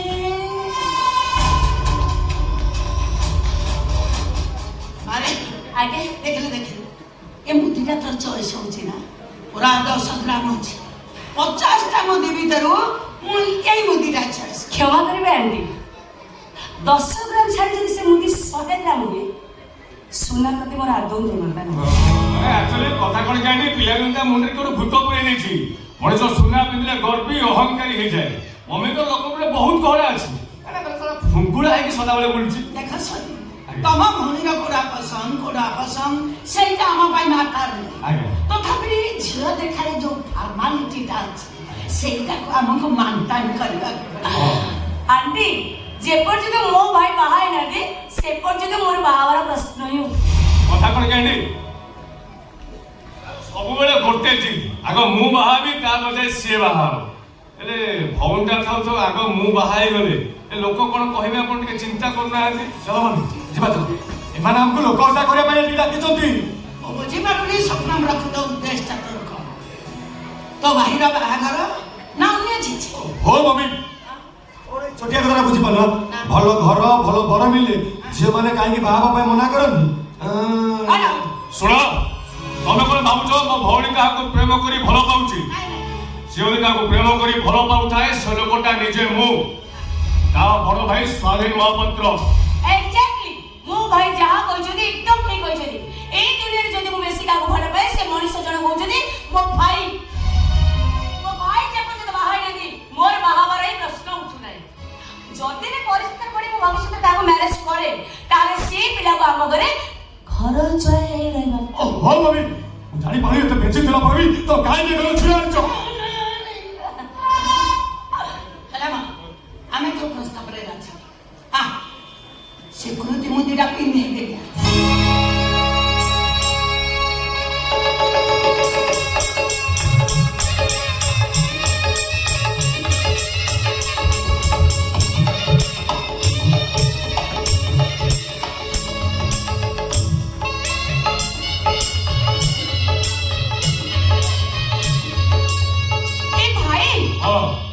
এটা খোলে দেবে কি না থাও রাজা তো কোঠি ও রানী ডাকুছি କିଏ ଡାକୁଛ? ও রানী ରାଣୀ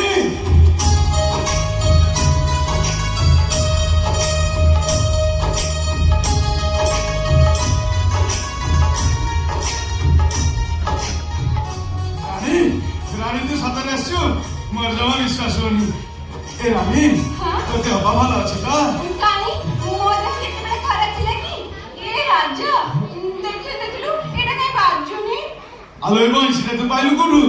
আরে এটা মো পাই পুলিশ আনি দিয়েছি ফুঙ্কি ফুঙ্কি বাবাটি দরজ হয়ে গলানি পছে এটা বাজুনি এ রাজা তুই মতে এটা শিখিয়ে দেবো না আলো ମୁଁ ତତେ ଶିଖେଇ ଦେବି ତ ଆଉ କିଏ ଶିଖେଇବ?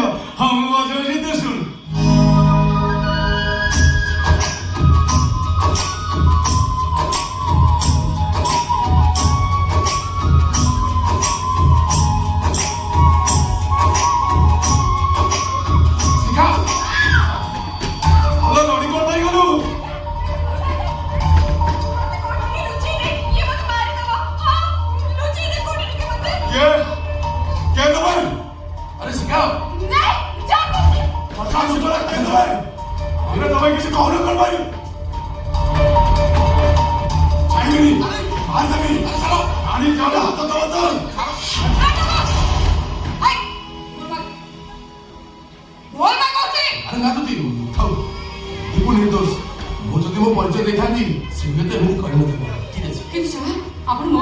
আরে সকাল সুদ্ধা ঘর গায়ে ମୁଁ ଆସି ଖୋଜିଲା ବେଳକୁ ମ୍ୟାଡାମ ଆସି ଏଠି ଆସନ୍ତି। ହେଲେ ଆପଣ ମୋ ଘର ଠିକଣା କେମିତି ପାଇଲେ? ତମେ ଦି ଜଣ ରାଣୀ ବିଷୟରେ କଥା ହଉନ ତ? এই শোন তুই যাকে রানী বলে ভাবছো সে কৌশি রানী নুহ সে জন্য উচ্চপদস্থ পুলিশ অফিসরଙ୍କ ଝିଅ ଶିକ୍ଷା ମିଶ୍ର ଆମ ହସ୍ପିଟାଲରେ ଚିକିତ୍ସିତ ହେଉଥିବା ଗୋଟେ ମାନସିକ ବିକୃତ ରୋଗୀ ଯିଏ ସେ ଜନ୍ମଦାତା ବାପାକୁ ଚିହ୍ନି ପାରୁନି ସେ ତ ଭଳି ଗୋଟେ ଅନ୍ଧକୁ ମନେ ରଖିବ? ଅପା ତୁ ଏ କଥା ଆଜି ମତେ ଜଣେଇ ନଥିଲୁ କଣ ପାଇଁ? ଜଣେଇବା କିଛି ଆବଶ୍ୟକ ମନେ କରୁନଥିଲି ତେଣୁ ଏବେ ଭାବୁଛି ସତ କଥା ଜାଣିବା ନିହାତି ଜରୁରୀ। ହଁ ଜ୍ୟୋତି ମୁଁ ଶୁଣିଲି ତମେ ହସ୍ପିଟାଲରୁ ରେଜିଗ୍ନେସନ ଦେଇଦେଇଛ। ସାର୍ ଭୋକ ପାଇଁ ଲଢ଼େଇ କରୁଥିବା ଝିଅ କେବେ ରେଜୁଲେସନ ଦେଇପାରିନି ବରଂ ଡିସିପ୍ଲିନ ଆଳ ଦେଖି ତାକୁ ବହିଷ୍କାର କରାଯାଏ। ଠିକ ଅଛି ମୁଁ ତମ କଥା ବୁଝିପାରୁଛି। ଓକେ ତମେ ଜମା ବ୍ୟସ୍ତ ହୁଅନି ତମେ ଶିକ୍ଷାର କେୟାର ନିଅ ଯେତିକି ଟଙ୍କା ତମକୁ ହସ୍ପିଟାଲରୁ ମିଳୁଥିଲା ସେତିକି ଟଙ୍କା ତମକୁ ଶିକ୍ଷା ଘରୁ ମିଳିଯିବ। ମୁଁ ଏବେ ଆସୁଛି।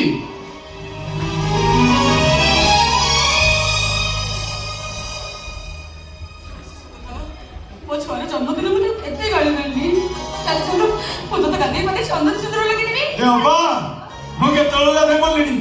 ଏ ଅପା ତୁ ମୋ ପାଇଁ ନୂଆ ଡ୍ରେସ୍ ଆଣିଛୁ ନା ହାଫ୍ ସାର୍ଟ ଆଣିଛୁ ନା ଫୁଲ୍ ସାର୍ଟ ଆଣିଛୁ?